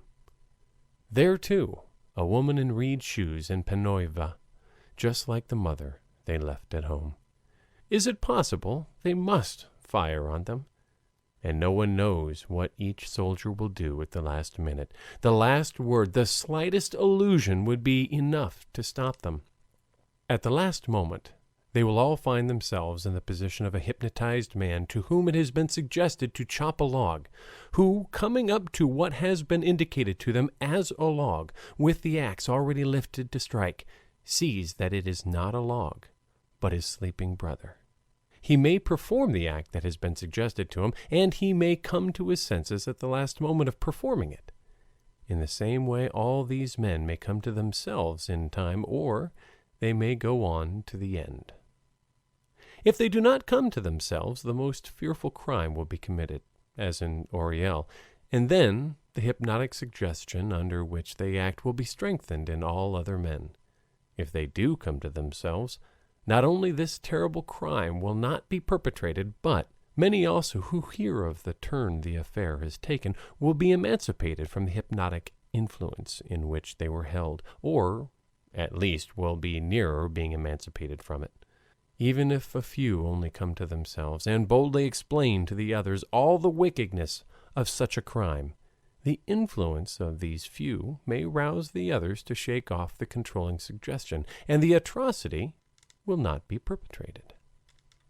More than that, if a few men, even of those who are not taking part in the affair, but are only present at the preparations for it, or have heard of such things being done in the past, do not remain indifferent, but boldly and plainly express their detestation of such crimes to those who have to execute them, and point out to them all the senselessness, cruel wickedness of such acts, that alone will be productive of good. That was what took place in the instance before us. It was enough for a few men, some personally concerned in the affair and others simply outsiders, to express their disapproval of floggings that had taken place elsewhere, and their contempt and loathing for those who had taken part in inflicting them, for a few persons in the Tula case to express their repugnance to having any share in it, for a lady traveling by the train, and a few other bystanders at the station to express to those who formed the expedition their disgust at what they were doing, for one of the commanders of a company who had asked for troops for the restoration of order to reply that soldiers ought not to be butchers. And thanks to these and a few other seemingly insignificant influences brought to bear on these hypnotized men, the affair took a completely different turn. And the troops, when they reached the place, did not inflict any punishment, but contented themselves with cutting down the forest and giving it to the landowner. Had not a few persons had a clear consciousness that what they were doing was wrong and consequently influenced one another in that direction, what was done in Oriel would have taken place at Tula. Had this consciousness still been stronger, and had the influence exerted been therefore greater than it was, it might well have been that the governor with his troops would not even have ventured to cut down the forest and give it to the landowner. Had the consciousness been stronger still, it might well have been that the governor would not have ventured to go to the scene of action at all, even that the minister would not have ventured to form this decision, or the Tsar to ratify it. All depends, therefore, on the strength of the consciousness of Christian truth on the part of each individual man.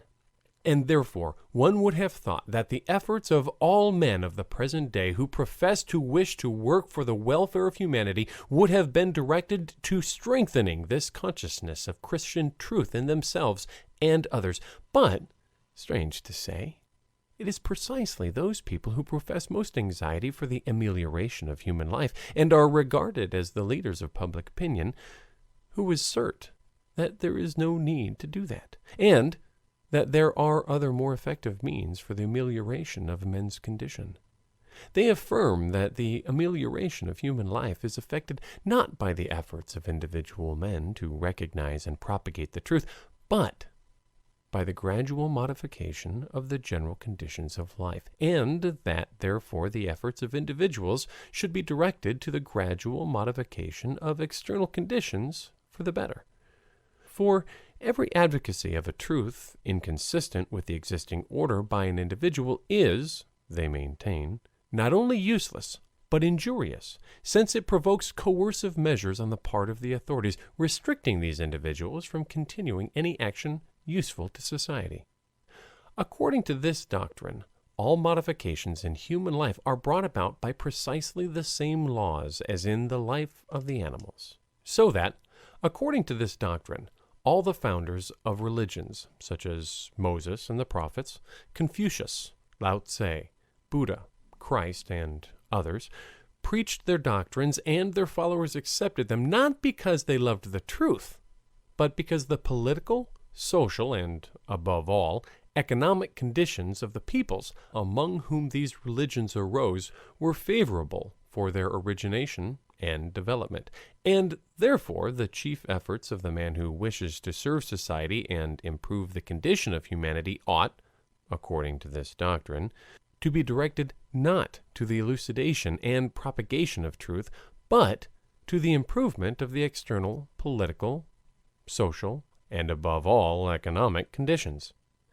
And the modification of these conditions is partly effected by serving the government and introducing liberal and progressive principles into it, partly in promoting the development of industry and the propagation of socialistic ideas, and most of all, by the diffusion of science.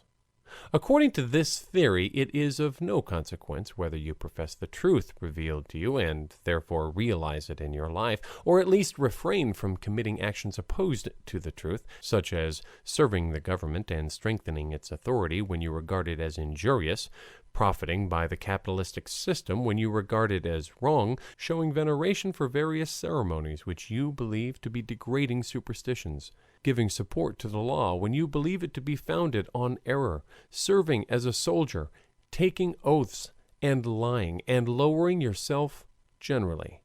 It is useless to refrain from all that. What is of use is not altering the existing forms of life, but submitting to them against your own convictions, introducing liberalism into the existing institutions, promoting commerce, the propaganda of socialism, and the triumphs of what is called science, and the diffusion of education. According to this theory, one can remain a landowner, merchant, manufacturer, judge, official in government pay, officer or soldier, and still be not only a humane man, but even a socialist and revolutionist. Hypocrisy, which had formerly only a religious basis in the doctrine of original sin, the redemption, and the church, has in our day gained a new scientific basis, and has consequently caught in its nets all those who had reached too high a stage of development to be able to find support in religious hypocrisy. so that while in former days a man who professed the religion of the church could take part in all the crimes of the state and profit by them, and still regard himself as free from any taint of sin, so long as he fulfilled the external observance of his creed. Nowadays, all who do not believe in the Christianity of the church find similar, well-founded, irrefutable reasons in science for regarding themselves as blameless, and even highly moral in spite of their participation in the misdeeds of government and the advantages they gain from them. A rich landowner, not only in Russia but in France, England, Germany, or America, lives on the rents exacted from the people living on his land, and robs these generally poverty-stricken people of all he can get from them. This man's right of property in the land rests on the fact that at every effort on the part of the oppressed people, without his consent, to make use of the land he considers his. Troops are called out to subject them to punishment and murder. One would have thought that it was obvious that a man living in his way was an evil, egotistical creature, and could not possibly consider himself a Christian or a liberal. One would have supposed evident that the first thing such a man must do if he wishes to approximate to Christianity or liberalism would be to cease to plunder and ruin men by means of acts of state violence in support of his claim to the land, and so it would be if it were not for the logic of hypocrisy, which reasons that from a religious point of view, possessions or non-possession of land is of no consequence for salvation, and from the scientific point of view, giving up the ownership of land is a useless individual renunciation, and that the welfare of mankind is not promoted in that way, but by a gradual modification of external forms. And so man, without the least trouble of mind or doubt, that people will believe in his sincerity, organizing an agricultural exhibition, or a temperance society, or sending some soup and stockings by his wife or children to 3 old women, and boldly in his family, in drawing rooms, in committees, and in the press, advocating the gospel or humanitarian doctrine of love for one's neighbor in general, and the agricultural laboring population in particular, whom he is continually exploiting and oppressing. The other people who are in the same position as he believe him, commend him, and solemnly discuss with him measures for ameliorating the condition of the working class. On those exploitations their whole life rests, devising all kinds of possible methods for this, except the one without which all improvement of their condition is impossible, i.e., refraining from taking from them the land necessary for their subsistence. A striking example of this hypocrisy was the solicitude displayed by the Russian landowners last year. Their efforts to combat the famine which they had caused, and by which they profited, selling not only bread at the highest price, but even potato haulm at 5 rubles the dozentine, about 2 4/5 acres, for fuel to the freezing peasants. Or take a merchant whose whole trade, like all trade indeed, is founded on a series of trickery, by means of which, profiting by the ignorance or need of others, he buys goods below their value and sells them again above their value. One would have fancied it obvious that a man whose whole occupation was based on what in his own language is called swindling, if it is done under other conditions, ought to be ashamed of his position, and could not any way, while he continues a merchant, profess himself a Christian or a liberal.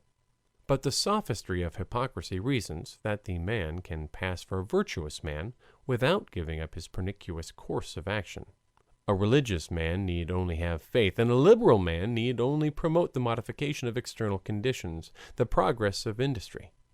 And so we see the merchant, who often goes further and commits acts of direct dishonesty, selling adulterated goods, using false weights and measures, and trading in products injurious to health, such as alcohol and opium, boldly regarding himself as being regarded by others, so long as he does not directly deceive his colleagues in business, as a pattern of probity and virtue.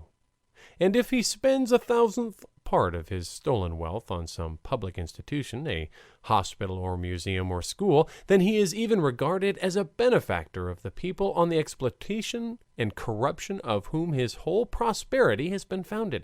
If he sacrifices, too, a portion of his ill-gotten gains on a church and the poor, then he is an exemplary Christian. A manufacturer is a man whose whole income consists of value squeezed out of the workmen, and whose whole occupation is based on forced, unnatural labor, exhausting whole generations of men. It would seem obvious that, if this man professes any Christian or liberal principles, he must first of all give up ruining human lives for his own profit. But, by the existing theory, he is promoting industry, and he ought not to abandon his pursuit. It would even be injuring society for him to do so.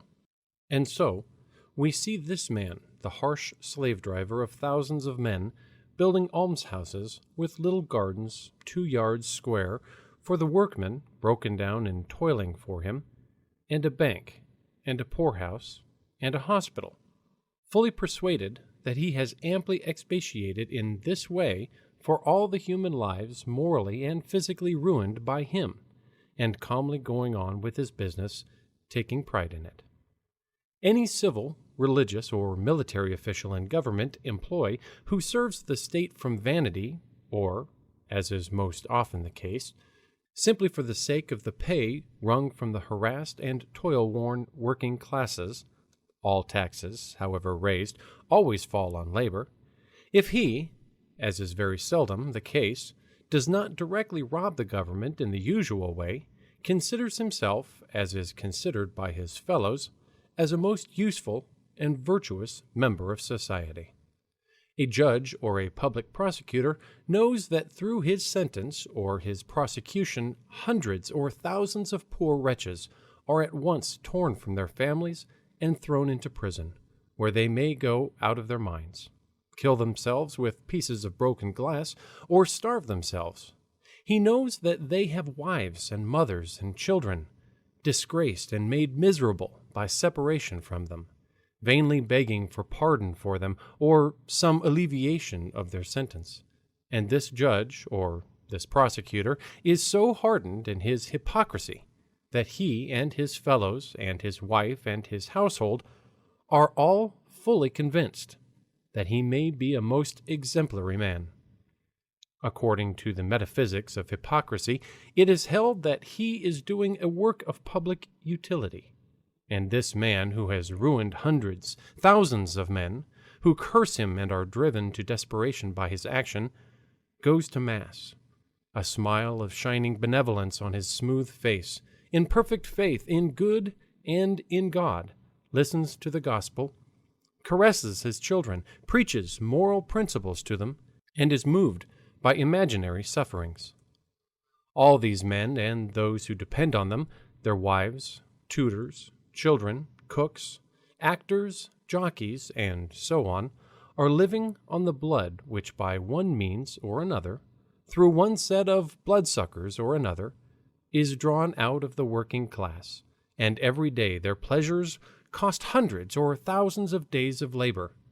They see the sufferings and privations of these labors, and their children, their aged, their wives, and their sick.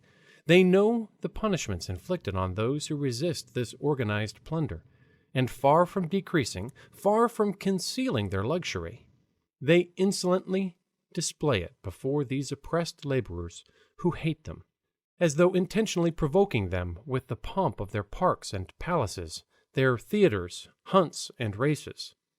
At the same time, they continue to persuade themselves and others that they are all much concerned about the welfare of those working classes whom they have always trampled under their feet, and on Sundays, richly dressed, they drive in sumptuous carriages to the house of God built in very mockery of Christianity, and there listen to men, trained to this work of deception, who in white neckties or in brocaded vestments, according to their denomination, preach the love for their neighbor which they all gainsay in their lives.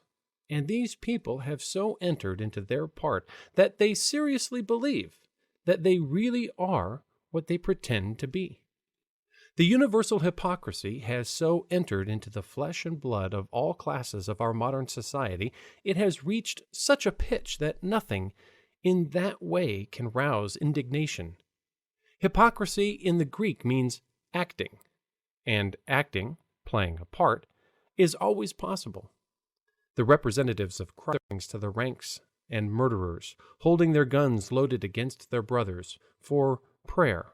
Priests, ministers, and various Christian sects are always present, as indispensably as the hangman at executions, and sanction by their presence the compatibility of murder with Christianity. A clergyman assisted at the attempt at murder by electricity in America. But such facts cause no one any surprise. There was recently held at Petersburg an international exhibition of instruments of torture. Handcuffs, models of solitary cells, that is to say, instruments of torture worse than knots or rods, and sensitive ladies and gentlemen went and amused themselves by looking at them. No one is surprised that together with its recognition of liberty, equality, and fraternity, liberal science should prove the necessity of war, punishment, customs, the censure, the regulation of prostitution, the exclusion of cheap foreign laborers, the hindrance of immigration, the justifiableness of colonization based on poisoning and destroying whole races of men called savages, and so on. People talk of the time when all men shall profess what is called Christianity, that is, various professions of faith hostile to one another. When all shall be well fed and clothed, when all shall be united from one end of the world to the other by telegraphs and telephones, and be able to communicate by balloons, when all the working classes are permeated by socialistic doctrines, when the trade unions possess so many millions of members and so many millions of rubles, when everyone is educated and all can read newspapers and learn all the sciences. But what good or useful thing can come of all these improvements if men do not speak or act in accordance with what they believe to be the truth? The condition of men is the result of their disunion. Their disunion results from their not following the truth, which is one, but falsehoods, which are many. The sole means of uniting men is their union in the truth, and therefore, the more sincerity men strive towards the truth, the nearer they get to unity. But how can men be united in the truth, or even approximate to it, if they do not even express the truth they know, but hold that there is no need to do so, and pretend to regard as truth what they believe to be false? And therefore, no improvement is possible so long as men are hypocritical and hide the truth from themselves, so long as they do not recognize that their union and therefore their welfare is only possible in the truth, and do not put the recognition and profession of the truth revealed to them higher than everything else. All the material improvements that religious and scientific men can dream of may be accomplished. All men may accept Christianity, and all the reforms desired by the Bellymans may be brought about with every possible addition and improvement. But if the hypocrisy which rules nowadays still exists, if men do not profess the truth they know, but continue to feign belief in what they do not believe and veneration for what they do not respect, their condition will remain the same, or even grow worse and worse. The more men are freed from privation, the more telegraphs, telephones, books, papers, and journals there are, the more means there will be of diffusing inconsistent lies and hypocrisies, and the more disunited and consequently miserable will men become, which indeed is what we see actually taking place. All these material reforms may be realized, but the position of humanity will not be improved. But only let each man, according to his powers, at once realize in his life the truth he knows, or at least cease to support the falsehoods he is supporting in the place of the truth, And at once, in this year, 1893, we should see such reforms as we do not dare to hope for within a century, the emancipation of men and the reign of truth upon earth. Not without good reason was Christ's only harsh and threatening reproof directed against hypocrisies and hypocrisy. It is not theft or robbery, nor murder, nor fornication, but falsehood, the special falsehood of hypocrisy, which corrupts men, brutalizes them, and makes them vindictive, destroys all distinction between right and wrong in their conscience, deprives them of what is the true meaning of all real, and debars them from all progress towards perfection.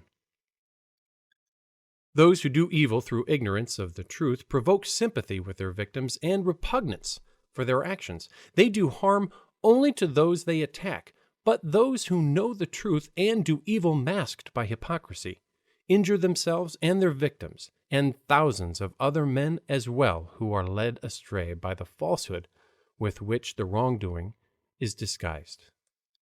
Thieves, robbers, murderers, and cheats who commit crimes recognized by themselves and everyone else as evil serve as an example of what ought not to be done, and deter others from similar crimes. But those who commit the same thefts, robberies, murders, and other crimes, disguising them under all kinds of religious or scientific or humanitarian justifications, as all landowners, merchants, manufacturers, and government officials do, provoke others to imitation, and so do harm not only to those who are directly the victims of their crimes, but to thousands and millions of men who they corrupt by obliterating their sense of the distinction between right and wrong. A single fortune gained by trading in goods necessary to the people, or in goods pernicious in their effects, or by financial speculations, or by acquiring land at a low price, the value of which is increased by the needs of the population, or by an industry ruinous to the health and life of those employed in it, or by military or civil service of the state, or by any employment which trades on men's evil instincts, a single fortune acquired in any of these ways, not only with the sanction, but even with the approbation of the leading men in society, and masked with an ostentation of philanthropy, corrupts men incomparably more than millions of thefts and robberies committed against the recognized forms of law and punishable as crimes. A single execution carried out by prosperous, educated men, uninfluenced by passion, with the approbation and assistance of Christian ministers, and represented as something necessary and even just, is infinitely more corrupting and brutalizing to men than thousands of murders committed by uneducated working people under the influence of passion. An execution such as was proposed by Jurkowski, which would produce even a sentiment of religious emotion in the spectators, would be one of the most perverting actions imaginable. See Volume 4 of the works of Jurkowski. Every war, even the most humanely conducted, with all its ordinary consequences, the destruction of harvests, robberies, the license and debauchery, and the murder with the justifications of its necessity and justice, the exaltation and glorification of military exploits, the worship of the flag, the patriotic sentiments, the feigned solitude for the wounded, and so on, does more in 1 year to pervert men's minds than thousands of robberies, murders, and arsons perpetuated during hundreds of years by individual men under the influence of passion. The luxurious expenditure of a single respectable and so-called honorable family, even within the conventional limits, consuming as it does the produce of as many days of labor as would suffice to provide for thousands living in privation near, does more to pervert men's minds than thousands of the violent orgies and coarse tradespeople, officers and workmen of drunken and debauched habits, who smash up glasses and crockery for amusement. One solemn religious procession, one service, one sermon from the altar steps or the pulpit in which the preacher does not believe, produces incomparably more evil than thousands of swindling tricks, adulterations of food, and so on. We talk of the hypocrisy of the Pharisees, but the hypocrisy of our society far surpasses the comparatively innocent hypocrisy of the Pharisees. They had at least an external religion, the fulfillment of which hinders them from seeing their obligations to their neighbors. Moreover, these obligations were not nearly so clearly defined in their day. Nowadays, we have no such religious law to exonerate us from our duties to our neighbors. I am speaking now of the coarse and ignorant persons who still fancy their sins can be absolved by confession to a priest or by the absolution of the Pope. On the contrary, the law of the gospel, which we all profess in one form or another, directly defines these duties. Besides, the duties which had been then only vaguely and mystically expressed by a few prophets have now been so clearly formulated, have become such truisms, that they are repeated even by schoolboys and journalists, and so it would seem that men of today cannot pretend that they do not know these duties.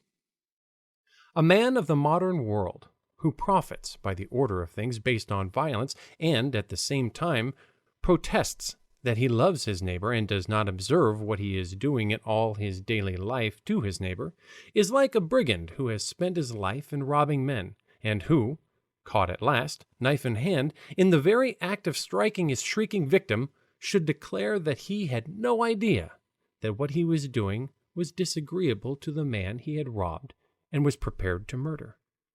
Just as this robber and murderer could not deny what was evident to everyone, so it would seem that a man living upon the privations of the oppressed classes cannot persuade himself and others that he desires the welfare of those he plunders, and that he does not know how the advantages he enjoys are obtained.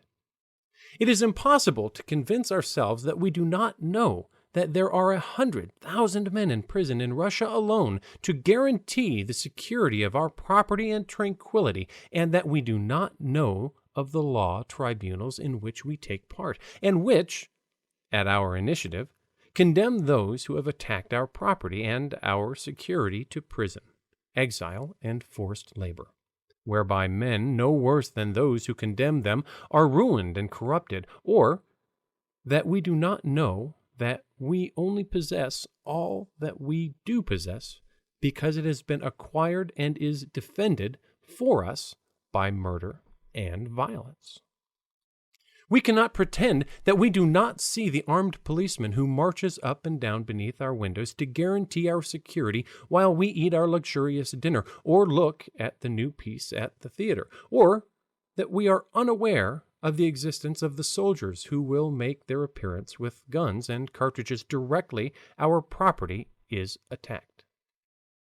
We know very well that we are only allowed to go on eating our dinner, to finish seeing the new play, or to enjoy to the end the ball, the Christmas fete, the promenade, the races, or the hunt, thanks to the policeman's revolver or the soldier's rifle, which will shoot down the famished outcast who has been robbed of his share, and who looks round the corner with covetous eyes at our pleasures, ready to interpret them instantly.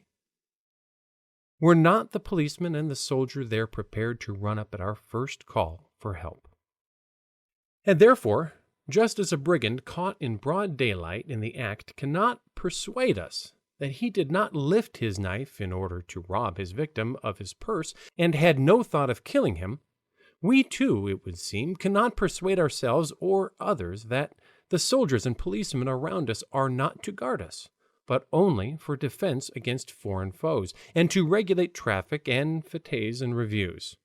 We cannot persuade ourselves and others that we do not know that men do not like dying of hunger, bereft of the right to gain their subsistence from the earth on which they live, that they do not like working underground, in the water, or in stifling heat, for 10 to 14 hours a day, at night in factories to manufacture objects for our pleasure. One would imagine it impossible to deny what is so obvious. Yet it is denied. Still, there are, among the rich, especially among the young, and among women, persons whom I am glad to meet more and more frequently, who, when they are shown in what way and at what cost their pleasures are purchased, do not try to conceal the truth, but, hiding their head in their hands, cry, "Oh, don't speak of that. If it is so, life is impossible." But though there are such sincere people who, even though they cannot renounce their fault, at least see it, the vast majority of the men of the modern world have so entered into the parts they play in their hypocrisy that they boldly deny what is staring everyone in the face. All that is unjust, they say. No one forces the people to work for the landowners and manufacturers. That is an affair for free contract. Great properties and fortunes are necessary because they provide and organize work for the working classes, and labor in the factories and workshops is not at all the terrible thing you make it out to be, even if there are some abuses in factories. The government and the public are taking steps to obviate them and to make the labor of the factory workers much easier and even agreeable. The working classes are accustomed to physical labor and are, so far, fit for nothing else. The poverty of the people is not the result of private property in land, nor of capitalistic oppression, but of other causes. It is the result of the ignorance, brutality, and intemperance of the people. And we men in authority who are striving against this impoverishment of the people by wise legislation, we capitalists who are combating it by the extension of useful inventions, we clergymen by religious instruction, and we liberals by the formation of trade unions and the diffusion of education, are in this way increasing the prosperity of the people without changing our own positions. We do not want all to be as poor as the poor. We want all to be as rich as the rich. As for the assertion that men are ill-treated and murdered to force them to work for the profit of the rich, that is a sophism. The army is only called out against the mob when the people, in ignorance of their own interests, make disturbances and destroy the tranquility necessary for the public welfare. In the same way, too, it is necessary to keep in restraint the malefactors for whom the prisons and gallows are established. We ourselves wish to suppress these forms of punishment and are working in that direction. Hypocrisy in our day is supported on two sides, by false religion and by false science, and it has reached such proportions that if we were not living in the midst, we could not believe that men could attain such a pitch of self-deception. Men of the present day have come into such an extraordinary condition, their hearts are so hardened, that seeing they see not, hearing they do not hear, and understand not. Men have long been living in antagonism to their conscience. If it were not for hypocrisy, they could not go on living such a life. The social organization in opposition to their conscience only continues to exist because it is disguised by hypocrisy. And the greater the divergence between actual life and men's conscience, the greater the extension of hypocrisy. But even hypocrisy has its limits, and it seems to me that we have reached those limits in the present day. Every man of the present day with the Christian principles assimilated involuntarily in his conscience finds himself in precisely the position of a man asleep who dreams that he is obliged to do something which, even in his dream, he knows he ought not to do. He knows this in the depths of his conscience, and all the same he seems unable to change his position. He cannot stop and cease doing what he ought not to do. And just as in a dream, his position, becoming more and more painful, at last reaches such a pitch of intensity that he begins sometimes to doubt the reality of what is passing and makes a moral effort to shake off the nightmare which is oppressing him. This is just the condition of the average man of our Christian society. He feels that all that he does himself and that is done around him is something absurd, hideous, impossible, and opposed to his conscience. He feels that his position is becoming more and more unendurable and reaching a crisis of intensity. It is not possible that we modern men, with the Christian sense of human dignity and equality permeating us soul and body, with our need for peaceful association and unity between nations, should really go on living in such a way that every joy, gratification we have is bought by the sufferings, by the lives of our brother men, and moreover, that we should be every instant within a hair's breadth of falling on one another, nation against nation, like wild beasts, mercilessly destroying men's lives and labor, only because some benign diplomat or ruler says or writes some stupidity to another equally benign diplomat or ruler. It is impossible. Yet every man of our day sees that this is so and awaits the calamity, and the situation becomes more and more insupportable. And as men who is dreaming does not believe that what appears to him can be truly the reality and tries to wake up from the actual real world again, so the average man of modern days cannot, in the bottom of his heart, believe that the awful position in which he is placed, and which is growing worse and worse, can be the reality, and tries to wake up to a true, real life as it exists in his conscience. And just as the dreamer needs only make a moral effort and ask himself, "Isn't it a dream?" and the situation which seemed to him so hopeless will instantly disappear, and he will wake up to peaceful and happy reality. So the man of the modern world need only make a moral effort to doubt the reality presented to him by his own hypocrisy and the general hypocrisy around him, and to ask himself, "Isn't it all a delusion?" And he will at once, like the dreamer awakened, feel himself transported from an imaginary and dreadful world to the true, calm, and happy reality. And to do this, a man need accomplish no great feats or exploits. He need only make a moral effort. But can a man make this effort?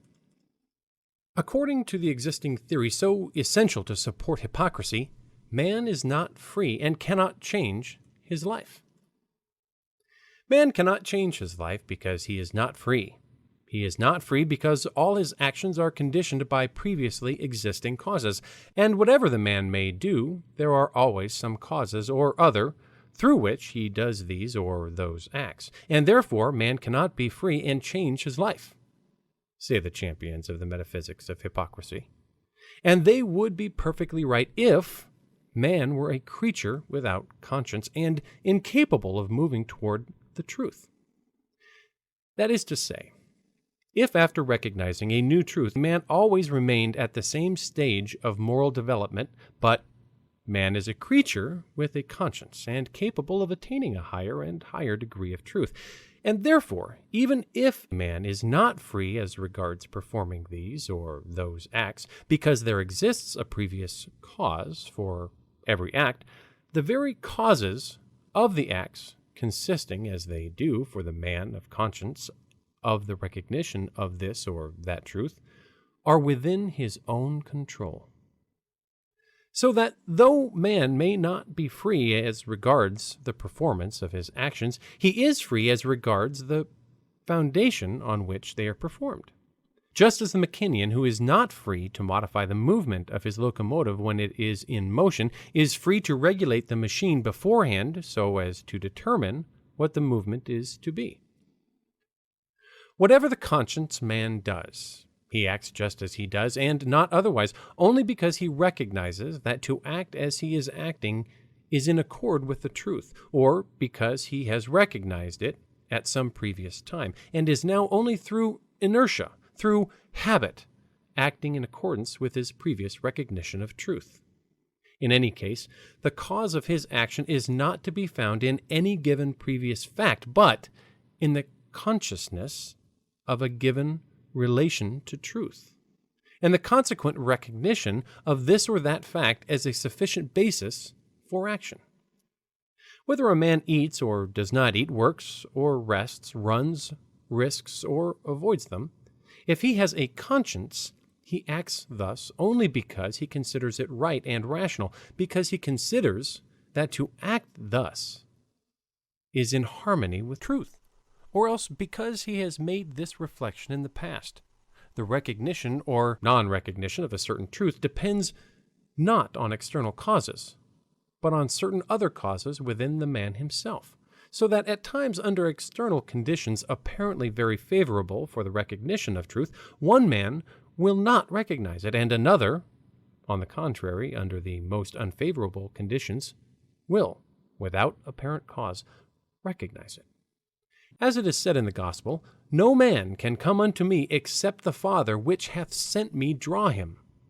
That is to say, the recognition of truth, which is the cause of all the manifestations of human life, does not depend on external phenomena, but on certain inner spiritual characteristics of the man which escape our observation. And therefore man, though not free in his acts, always feels himself free in what is the motive of his acts, the recognition or non-recognition of truth. And he feels himself independent not only of facts external to his own personality, but even of his own actions. Thus, a man who, under the influence of passion, has committed an act contrary to the truth he recognizes, remains none the less free to recognize it or not to recognize it. That is, he can, by refusing to recognize the truth, regard his action as necessary and justifiable, or he may recognize the truth and regard his act as wrong, and censure himself for it. Thus, a gambler or a drunkard who does not resist temptation and yields to his passion is still free to recognize gambling and drunkenness as wrong, or to regard them as a harmless pastime. In the first case, even if he does not at once get over his passion, he gets the more free from it, the more sincerely he recognizes the truth about it. In the second case, he will be strengthened in his vice and will deprive himself of every possibility of shaking it off. In the same way, a man who has made his escape alone from a house on fire, not having had the courage to save his friend, remains free, recognizing the truth that a man ought to save the life of another, even at the risk of his own, to regard his action as bad and to censure himself for it, or, not recognizing this truth, to regard his action as natural and necessary and to justify it to himself. In the first case, if he recognizes the truth in spite of his departure from it, he prepares for himself in the future a whole series of acts of self-sacrifice necessarily flowing from this recognition of the truth. In the second case, a whole series of egotistic acts. Not that a man is always free to recognize or to refuse to recognize every truth. There are truths which he has recognized long before, or which have been handed down to him by education and tradition, and accepted by him on faith, and to follow these truths has become a habit, a second nature within him. And there are truths only vaguely, as it were distantly apprehended by him. The man is not free to refuse to recognize the first, nor to recognize the second class of truths. But there are truths of a third kind, which have not yet become an unconscious motive of action, but yet have been revealed so clearly to him that he cannot pass them by, and is inevitably obliged to do one thing or the other, to recognize or not to recognize them. And it is in regard to these truths that the man's freedom manifests itself. Every man during his life finds himself in regard to truth in the position of a man walking in the darkness with light thrown before him by the lantern he carries. He does not see what is not yet lighted up by the lantern. He does not see what he has passed, which is hidden in the darkness. But at every stage of his journey, he sees what is lighted up by the lantern, and he can always choose one side or the other of the road. There are always unseen truths not yet revealed to the man's intellectual vision, and there are other truths outlived, forgotten, and assimilated by him. And there are also certain truths that rise up before the light of his reason and require his recognition. And it is in the recognition or non-recognition of these truths that what we call his freedom is manifested. All the difficulty and seeming insolubility of the question of the freedom of man results from those who tried to solve the question imagining man statutory in his relation to the truth. Man is certainly not free if we imagine him stationary, and if we forget that the life of a man and of humanity is nothing but a continual movement from darkness into light, from a lower stage of truth to a higher, from a truth more alloyed with errors to a truth more purified from them. Man would not be free if he knew no truth at all, and in the same way he would not be free and would not even have any idea of freedom if the whole truth which was to guide him in life had been revealed once for all to him in all its purity, without any admixture of error. But man is not stationary in regard to truth, but every individual man, as he passes through life and humanity as a whole, in the same way, is continually learning to know a greater and greater degree of truth, and growing more and more free from error. And therefore men are in a threefold relation to truth. Some truths have been so assimilated by them that they have become the unconscious basis of action.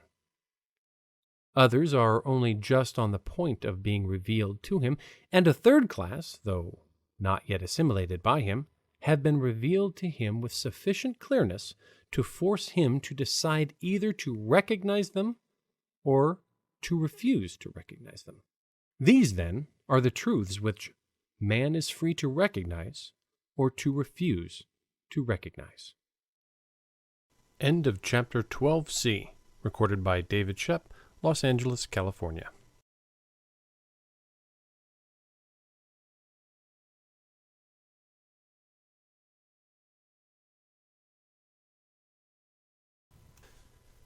The liberty of man does not consist in the power of acting independently of the progress of life and the influences arising from it, but in the capacity for recognizing and acknowledging the truth revealed to him, and becoming the free and joyful participator in the eternal and infinite work of God. The life of the world, or, on the other hand, for refusing to recognize the truth and so being a miserable and reluctant slave, dragged whither he has no desire to go. Truth not only points out the way along which human life ought to move, but reveals also the only way along which it can move, and therefore all men must willingly or unwillingly move along the way of truth, some spontaneously accomplishing the task set them in life, others submitting involuntarily to the law of life.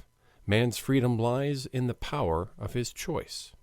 This freedom, within these narrow limits, seems so insignificant to men that they do not notice it. Some, the determinists, consider this amount of freedom so trifling that they do not recognize it at all. Others, the champions of complete free will, keep their eyes fixed on their hypothetical free will and neglect this which seemed to them such a trivial degree of freedom. This freedom, confined between the limits of complete ignorance of the truth and a recognition of a part of the truth, seems hardly freedom at all, especially since, whether a man is willing or unwilling to recognize the truth revealed to him, he will be inevitably forced to carry it out in life. A horse harnessed with others to a cart is not free to refrain from moving the cart. If he does not move forward, the cart will knock him down and go on dragging him with it, whether he will or not. But the horse is free to drag the cart himself, or to be dragged with it, and so it is with man. Whether this is a great or small degree of freedom in comparison with the fantastic liberty we should like to have, it is the only freedom that really exists, and in it consists the only happiness attainable by man. And more than that, this freedom is the sole means of accomplishing the divine work of the life of the world. According to Christ's doctrine, the man who sees the significance of life in the domain in which it is not free, in the domain of effects, that is, of acts, has not the true life. According to the Christian doctrine, that man is living in the truth who has transported his life to the domain in which it is free, the domain of causes, that is, the knowledge and recognition, the profession and realization in life of revealed truth. Devoting his life to works with the flesh, a man busies himself with the actions depending on temporary causes outside himself. He himself does nothing really, he merely seems to be doing something. In reality, all the acts which seem to be his are the work of a higher power, and he is not the creator of his own life, but the slave of it. Devoting his life to the recognition and fulfillment of the truth revealed to him, he identifies himself with the source of universal life and accomplishes acts not personal and dependent on conditions of space and time, but acts unconditioned by previous causes, acts which constitute the causes of everything else and have an infinite, unlimited significance. The kingdom of heaven suffereth violence, and the violent take it by force. Matt 10:12. It is this violent effort to rise above external conditions to the recognition and realization of truth by which the kingdom of heaven is taken, and it is this effort of violence which must and can be made in our times. Men need only understand this. They need only cease to trouble themselves about the general external conditions in which they are not free, and devote 1/100th part of the energy they waste on those material things to that in which they are free, to the recognition and realization of the truth which is before them, and to the liberation of themselves and others from deception and hypocrisy, and, without effort or conflict, there would be an end at once of the false organization of life which makes men miserable and threatens them with worse calamities in the future. And then the kingdom of God would be realized, or at least that first stage of it, for which men are ready now by the degree of development of their conscience. Just as a single shock may be sufficient, when a liquid is saturated with some salt, to precipitate it at once in crystals, a slight effort may be perhaps all that is needed now, that the truth already revealed to men may gain a mystery over hundreds, thousands, millions of men, that a public opinion consistent with conscience may be established, and through this change of public opinion, the whole order of life may be transformed, and it depends on us to make this effort. Let's stand and accept the Christian truth, which in the most varied forms surrounds us on all sides and forces itself upon us. Let us only cease from lying and pretending that we do not see this truth or wish to realize it, at least in what it demands from us above all else. Only let us accept and boldly profess the truth to which we are called, and we should find at once that hundreds, thousands, millions of men are in the same position as we, that they see truth as we do, and dread, as we do, to stand alone in recognizing it, and like us, are only waiting for others to recognize it also. Only let men cease to be hypocrites, and they would at once see that this cruel social organization which holds them in bondage and is represented to them as something stable, necessary, and ordained of God is already tottering and is only propped up by the falsehood of hypocrisy with which we, and others like us, support it. But if this is so, if it is true that it depends on us to break down the existing organization of life, have we the right to destroy it without knowing clearly what we shall set up in its place? What will become of human society when the existing order of things is at an end? What shall we find the other side of the walls of the world we are abandoning? Fear will come upon us, a void, a vast emptiness, freedom. How are we going to go forward not knowing whither, how face loss, not seeing hope of gain? If Columbus had reasoned thus, he would never have weighed anchor. It was madness to set off upon the ocean, not knowing the route, on the ocean on which no one had sailed, to sail toward a land whose existence was doubtful. But this madness, he discovered a new world.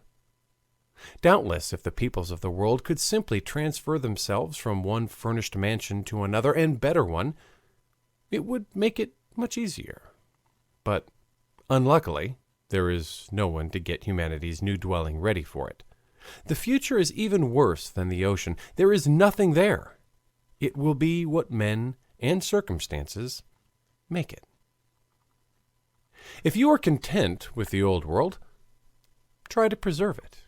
It is very sick and cannot hold out much longer, but if you cannot bear to live in everlasting dissonance between your beliefs and your life, thinking one thing and doing another, get out of the medieval whitened sepulchres and face your fears. I know very well it is not easy. It is not a little thing to cut oneself off from all to which a man has been accustomed from his birth, with which he has grown up to maturity. Men are ready for tremendous sacrifices, but not for those in which life demands of them. Are they ready to sacrifice modern civilization, their manner of life, their religion, the received conventional morality? Are we ready to give up all the results we have attained with such effort, results of which we have been boasting for 3 centuries? To give up every convenience and charm of our existence, to prefer savage youth to the senile decay of civilization, to pull down the palace raised for us by our ancestors only for the pleasure of having a hand in the founding of a new house, which will doubtless be built long after we are gone. Thus wrote, almost half a century ago, the Russian writer who with prophetic insight saw clearly then what even the most unreflecting man sees today. The impossibility, that is, of life continuing on its old basis and the necessity of establishing new forms of life. It is clear now, from the very simplest, most commonplace point of view, that it is madness to remain under the roof of a building which cannot support its weight, and that we must leave it. And indeed it is difficult to imagine a position more wretched than that of the Christian world today, with its nations armed against one another, with its constantly increasing taxation to maintain its armies, with the hatred of the working class for the rich ever growing more intense, with the Damocles sword of war for heads of all, ready every instant to fall, certain to fall, sooner or later. Hardly could any revolution be more disastrous for the great mass of the population than the present order, or rather disorder, of our life. With its daily sacrifices to exhausting and unnatural toil, to poverty, drunkenness, and profligacy, with all the horrors of the war that is at hand, which will swallow up in 1 year more victims than all the revolutions of the century. What will become of humanity if each of us performs the duty God demands of us through the conscience implanted within us? Will not harm cometh? Being holy in the power of the Master, I carry out in the workshop erected and directed by him the orders he gives me, strange though they may seem to me who do not know the Master's final aims. But it is not even this question, what will happen, that agitates men when they hesitate to fulfill the Master's will. They are troubled by the question how to live without those habitual conditions of life which we call civilization, culture, art, and science. We feel ourselves all the burdensomeness of life as it is. We see also that this organization of life must inevitably be our ruin, if it continues.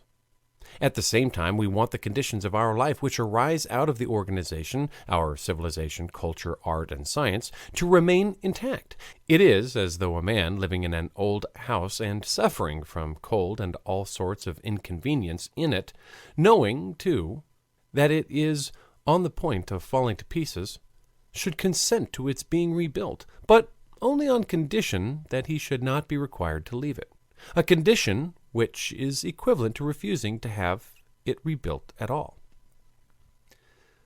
But what if I leave the house and give up every convenience for a time, and the new house is not built, or is built on a different plan, so that I do not find it the comforts to which I am accustomed? But seeing that the materials and the builders are here, there is very likelihood that our new house will, on the same contrary, be better built than the old one. And at the same time, there is not only the likelihood, but the certainty that the old house will fall down and crush those who remain within it. Whether the old habitual conditions of life are supported, or whether they are abolished and altogether new and better, conditions arise. In any case, there is no doubt we shall be forced to leave the old forms of life which have become impossible and fatal, and must go forward to meet the future. Civilization, art, science, culture will disappear. Yes. But all these we know are only various manifestations of truth, and the change that is before us is only to be made for the sake of a closer attainment and realization of truth. How then can manifestations of truth disappear through our realizing it? These manifestations will be different, higher, better, but they will not cease to be. Only what is false in them will be destroyed. All the truth there was in them will only be stronger and more flourishing. Take thought, O men, and have faith in the gospel, in whose teaching is your happiness. If you do not take thought, you will perish, just as the man perished, slain by Pilate, or crushed by the tower of Salem. As millions of men have perished, slayers and slain, executing and executed, torturers and tortured alike. And as the man foolishly perished, who fills his granaries full, and made ready for a long life, and died the very night that he planned to begin his life. Take thought and have faith in the gospel. Christ said enlightened 100 years ago, and he says it with even greater force now that the calamities foretold by him have come to pass, and the senselessness of our life has reached the furthest point of suffering and madness. After so many centuries of fruitless efforts to make our life secure by the pagan organization of life, it must be evident to everyone that all efforts in that direction only introduce fresh dangers into personal and social life and do not render it more secure in any way. Whatever names we dignify ourselves with, whatever uniforms we wear, whatever priests we anoint ourselves before, however many millions we possess, however many guards are stationed along our road, however many policemen guard our wealth, however many so-called criminals, revolutionists, and anarchists we punish, whatever exploits we have performed, whatever states we have founded, fortresses and towers we may have erected, from Babel to the Eiffel Tower, there are two inevitable conditions of life confronting all of us, which destroy its whole meaning. 1. Death, which may at any moment pounce upon each of us. And 2. The transitoriness of all our works, which so soon pass away and leave no trace. Whatever we may do, found companies, build palaces and monuments, write songs and poems, it is all not for long time. Soon it passes away, leaving no trace, and therefore, however we may conceal it from ourselves, we cannot help seeing that the significance of our life cannot lie in our personal fleshy existence, the prey of incurable suffering and inevitable death, nor in any social institution or organization. Whoever you may be who are reading these lines, think of your position and of your duties. Not of your position as landowner, merchant, judge, emperor, president, minister, priest, soldier, which has been temporarily allotted to you by men, and not of your imaginary duties laid on you by those positions, but of your real position in eternity as a creature who, at the will of someone, has been called out of unconsciousness after an eternity of non-existence, to which you may return at any moment at his will. Think of your duties. Not your supposed duties as a landowner to your estate, as a merchant to your business, as an emperor, minister, or official to the state, but of your real duties, the duties that follow from your real position as a being called into life and endowed with reason and love. Are you doing what he demands of you, who has sent you into the world, and to whom you will soon return? Are you doing what he wills? Are you doing his will when, as a landowner or manufacturer, you rob the poor of the fruits of their toil, basing your life on this plunder of the workers? Or when, as judge or governor, you ill-treat men, sentence them to execution? Or when, as soldiers, you prepare for war, kill, and plunder?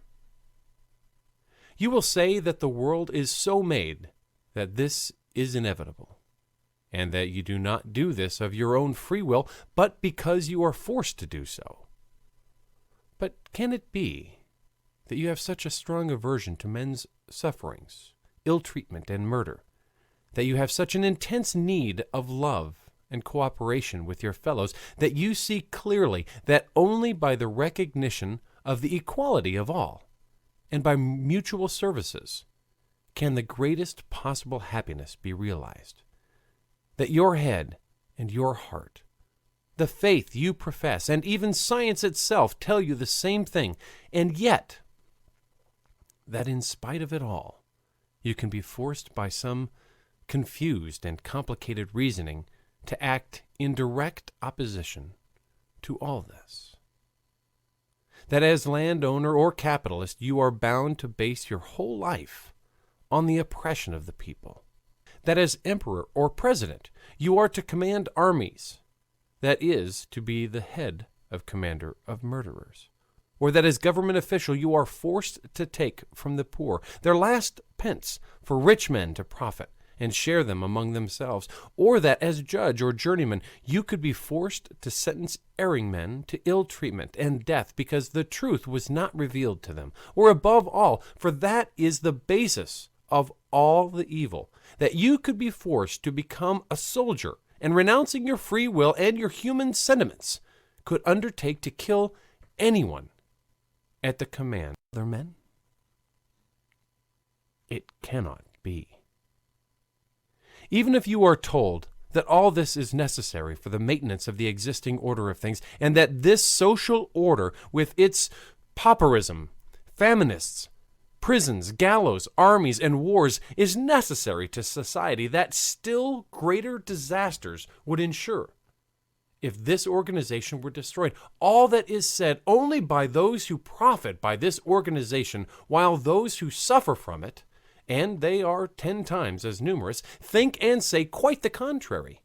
And at the bottom of your heart, you know yourself that it is not true, that the existing organization has outlived its time and must inevitably be reconstructed on new principles, and that consequently there is no obligation upon you to sacrifice your sentiments of humanity to support it. Above all, even if you allow that this organization is necessary, why do you believe it to be your duty to maintain it at the cost of your best feelings? Who has made you the nurse in charge of this sick and morbid organization? Not society, nor the state, nor anyone. No one has asked you to undertake this.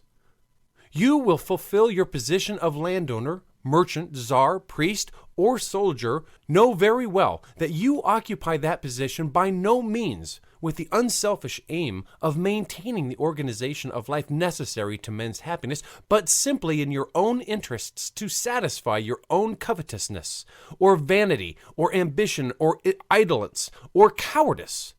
If you did not desire that position, you would not be doing your utmost to retain it. Try the experiment of ceasing to commit the cruel, treacherous, and base actions that you are constantly committing in order to retain your position, and you will lose it at once. Try this simple experiment as a government official of giving up lying and refusing to take a part in executions and acts of violence, as a priest of giving up deception, as a soldier of giving up murder, as a landowner or manufacturer of giving up defending your property by fraud and force, and you will at once lose the position which you pretend is forced upon you and which seems burdensome to you. A man cannot be placed against his will in a situation opposed to his conscience. If you find yourself in such a position, it is not because it is necessary to anyone whatever, but simply because you wish it. And therefore, knowing that your position is repugnant to your heart and your head, and to your faith, and even to the science in which you believe, you cannot help reflecting upon the question whether in retaining it, and above all trying to justify it, you are doing what you ought to do. You might risk making a mistake if you had time to see and retrieve your fault, and if you ran the risk of something of some value.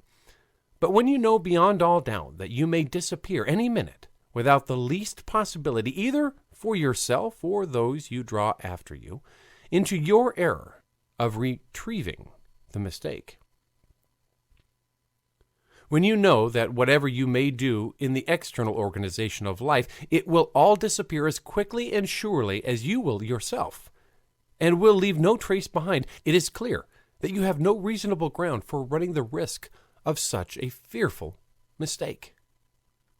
It would be perfectly simple and clear if you did not by your hypocrisy disguise the truth which has so unmistakably been revealed to us.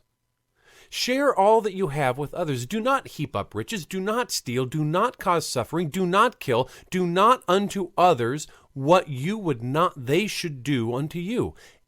All that has been said, not 1800, but 5,000 years ago, and there could be no doubt of the truth of this law, if it were not for hypocrisy.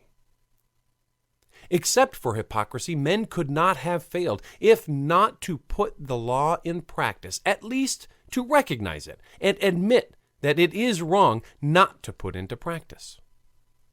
But you will say that there is the public good to be considered, and that on that account one must not and ought not to conform to these principles. For the public good, one may commit acts of violence and murder. It is better for one man to die than that the whole people perish, you will say, like Caiaphas.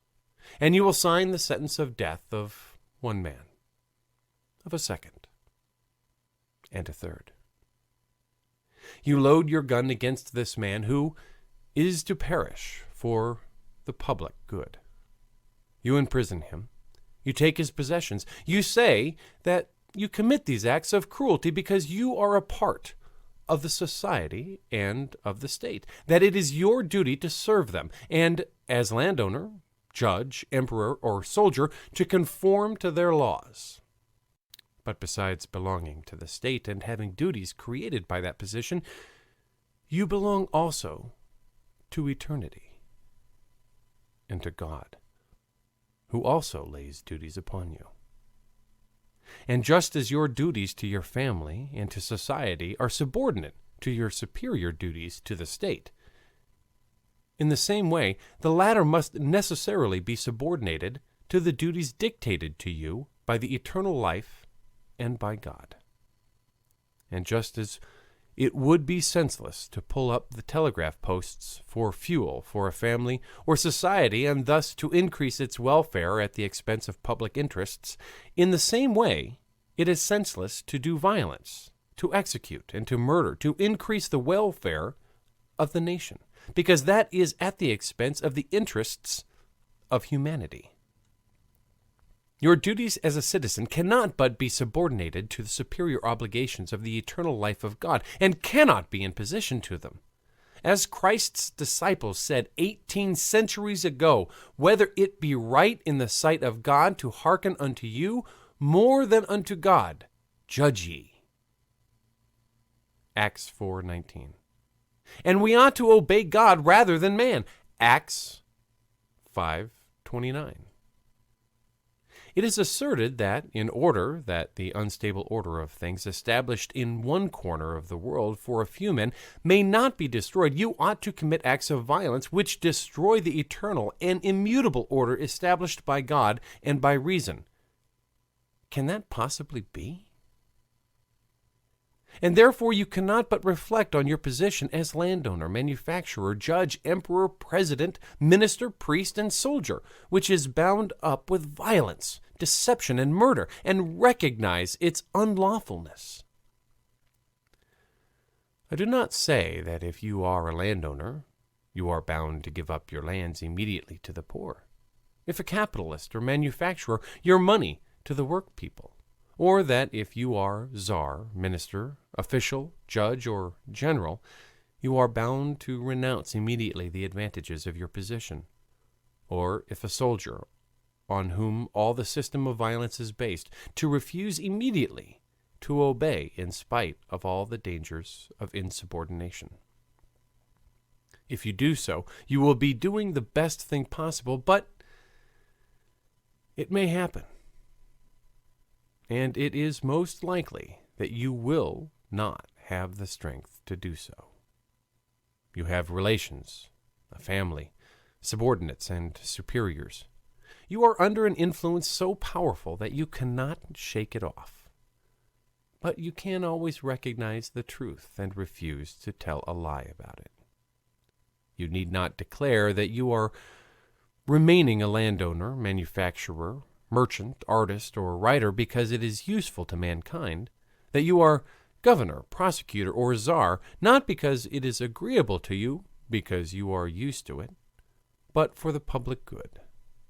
That you continue to be a soldier, not from fear of punishment, but because you consider the army necessary to society. You can always avoid lying in this way to yourself and to others, and you ought to do so, because the one aim of your life ought to be to purify yourself from falsehood and to confess the truth. And you need only do that, and your situation will change directly of itself. There is one thing, and only one thing, in which it is guaranteed you to be free in life, all else being beyond your power. That is to recognize and profess the truth. And yet, simply from the fact that other men, as misguided, as pitiful creatures as yourself, have made you soldier, czar, landowner, capitalist, priest, or general, you undertake to commit acts of violence obviously opposed to your reason and your heart, to base your existence on the misfortunes of others, and above all, instead of fulfilling the one duty of your life, recognizing and professing the truth, you feign not to recognize it and disguise it from yourself and others. And what are the conditions in which you are doing this? You who may die any instant. You sign sentences of death. You declare war. You take part in it. You judge, you punish, you plunder the working people. You live luxuriously in the midst of the poor, and teach weak men who have confidence in you that this must be so, that the duty of men is to do this. And yet it may happen at the moment when you are acting thus, that a bacterium or a bull may attack you, and you will fall and die, losing forever the chance of repairing the harm you have done to others, and above all, to yourself, in uselessly wasting a life which has been given you only once in eternity, without having accomplished the only thing you ought to have done. However commonplace and out of date it may seem to us, However confused we may be by hypocrisy and by the hypnotic suggestion which results from it, nothing can destroy the certainty of this simple and clearly defined truth. No external conditions can guarantee our life, which is attended with inevitable sufferings and infallibility terminated by death, and which consequently can have no significance except in the constant accomplishment of what is demanded by the power which has placed us in life with a sole certain guide, the rational conscience. That is why that power cannot require of us its irrational and impossible, the organization of our temporary external life, the life of society or of the state. That power demands of us only what is reasonable, certain, and possible, to serve the kingdom of God. That is, to contribute to the establishment of the greatest possible union between all living things, a union possible only in truth, and to recognize and to profess the revealed truth, which is always in our power. But seek ye first the kingdom of God, and this righteousness, and all these things shall be added unto you. Matthew 6:33. The sole meaning of life is to serve humanity by contributing to the establishment of the kingdom of God, which can only be done by the recognition and profession of the truth by every man. The kingdom of God cometh not with outward show. Neither shall they say, Lo, here, or Lo, there. For behold, the kingdom of God is within you. Luke 17:20, 21. End of chapter 12D. Recorded by David Shep, Los Angeles, California. End of The Kingdom of God is Within You by Leo Tolstoy. Translated by Constance Garnett.